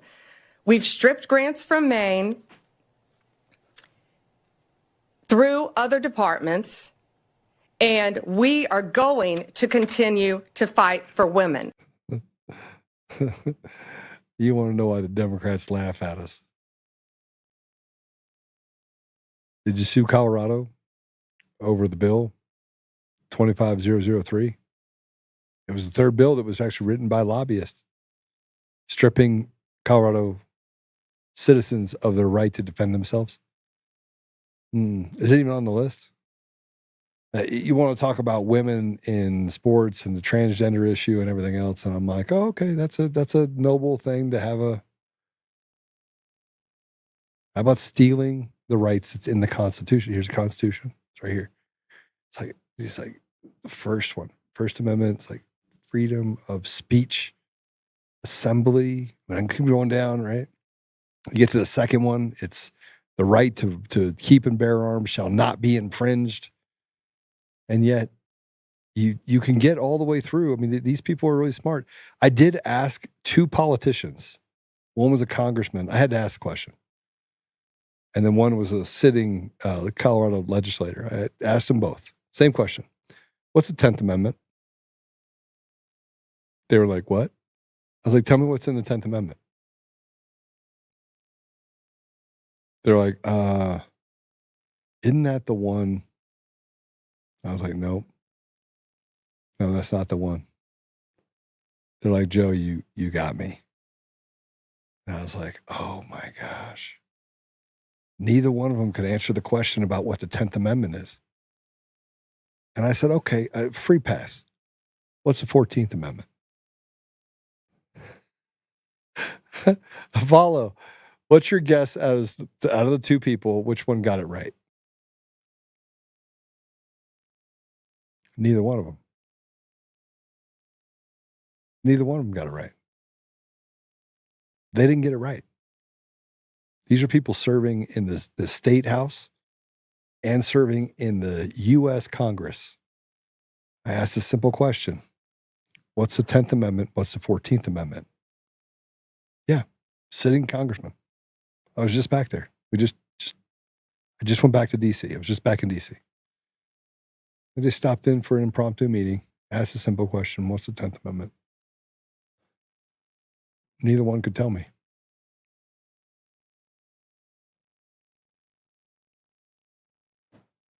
Yeah, we're doing really well. We know the First Amendment because, freedom of speech. Second Amendment. How about the 10th Amendment? Apollo, what is the 10th Amendment? All right. Is the right to bear arms a state sovereignty given to the states, or is it federal? The federal government says that no one is allowed to infringe upon it. So it's not a right that's relinquished to the state, correct? Right. All right. So it's a violation of the 10th Amendment for them to have any law that would actually impede your ability to defend your family, correct? All right. What's the 14th Amendment, Paulo? No. What's the 14th Amendment? Equal protection under the law. That means that no citizen of the United States shall be unequal to any other citizen of the United States and the rights thereof. In other words, whatever rights you have those rights. And you have a right to not be a lesser than somebody else in a different state. But unfortunately, we do have lesser laws now. We have laws that have made us lessers in different states. And so Pam Bondi's not going after that. They made a task force on the Second Amendment. So I'm going to tell you this because I have the NRA president that's going to come on the show.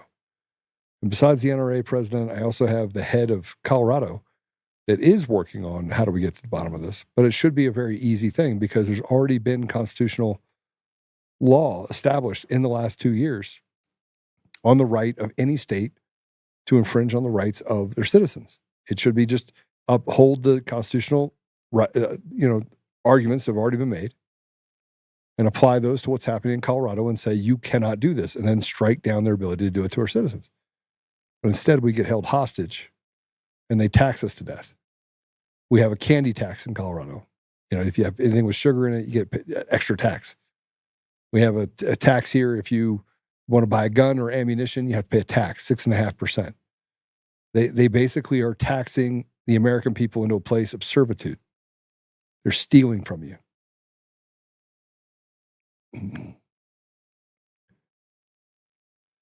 The last thing I want to say is we want to get to a place where we were very bold, right? And so we're going to talk more about this stuff. It's not a left or right issue. It's an American issue. The media wants to make a mockery of what really we should already have as citizens. But I do want to say this. We did want to send something to Congress to say, hey, we want to end the IRS. Just end it. Hand back 30% of the pay back to the people. And you want to see the greatest, most prosperous time in U.S. history.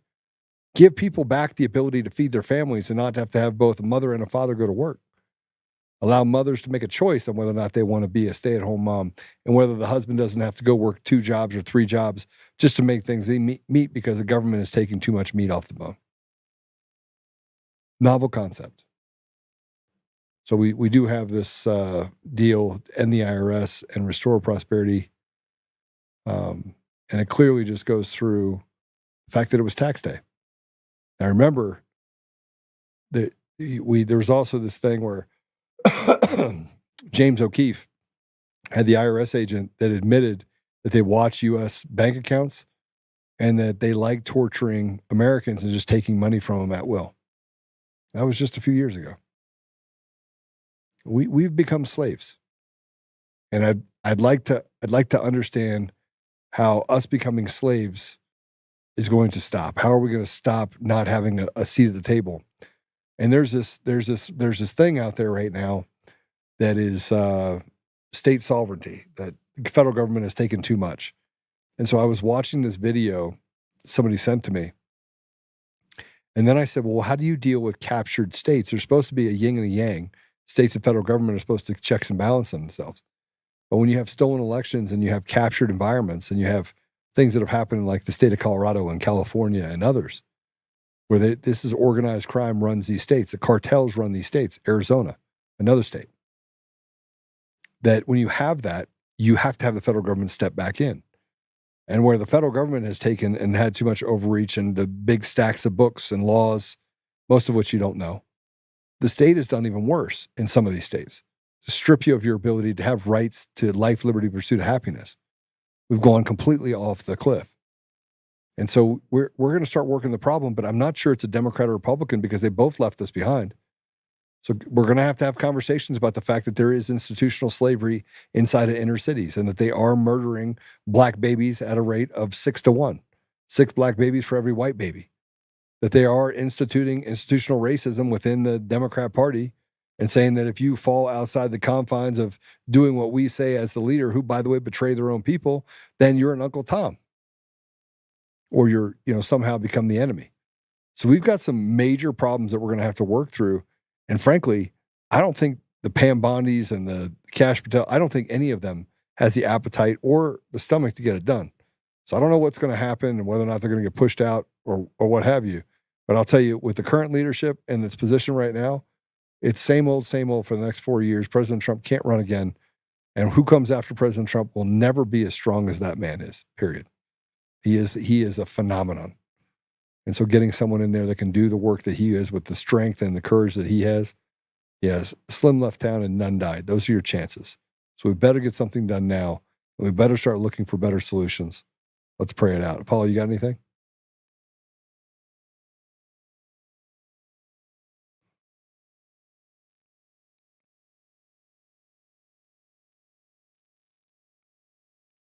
Yes. You can get the free Tina stickers at Honor Bound, and you'll see a cool segment with Patrick tomorrow for Tina's show.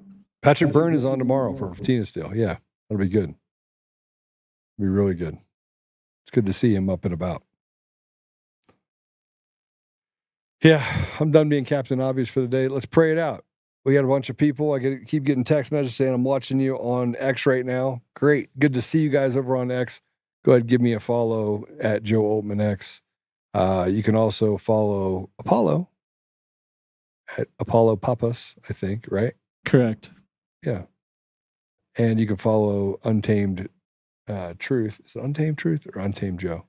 Joe Untamed? Joe Untamed. At Joe Untamed. Sorry, it's all we can come up with. We'll probably change it. You go to untamednation.com. We got a bunch of cool things we're going to be doing here very shortly. So let's pray it out. I pray at the end of every podcast. You get it. Father God, thank you for the opportunity to have Leah on today. Thank you for the truth that she pushes out, and thank you for her courage, Father. Thank you for the sheer amount of blessings that you've heaped upon her life to give her the courage and to give her the commitment to stand for people that would never stand for her. Father, we know that the ultimate goal is to restore you to the community, to our country, and to the world. And we know that this is an uphill battle where we're going to have to fight against the greatest evil that does not want to be pushed back into the hole it came out of. So, Father, I ask you to give us the strength, give us the courage, and give us the wisdom to be able to navigate all of the roadblocks that are put in front of us so that they can maintain the status quo of servitude, of bondage for the American people. Father, help us that we may never become the very thing that we're fighting against.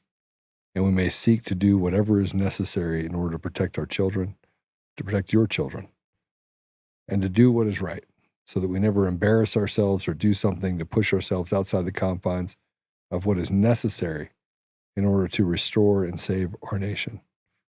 Father, I ask you for guidance personally, and I ask that if there's any burdens that anybody has that's listening right now, that you will lift them off their shoulders, that you will heal them, and that you will bring them closer to you. I ask these things, Father, in the name of Jesus Christ. Amen. All right, I'll see you guys tomorrow. My wife is gone for 16 days, so I'm batching it. Should be fun. You'll see me more on social media, I'm sure. We'll see you soon. God bless you.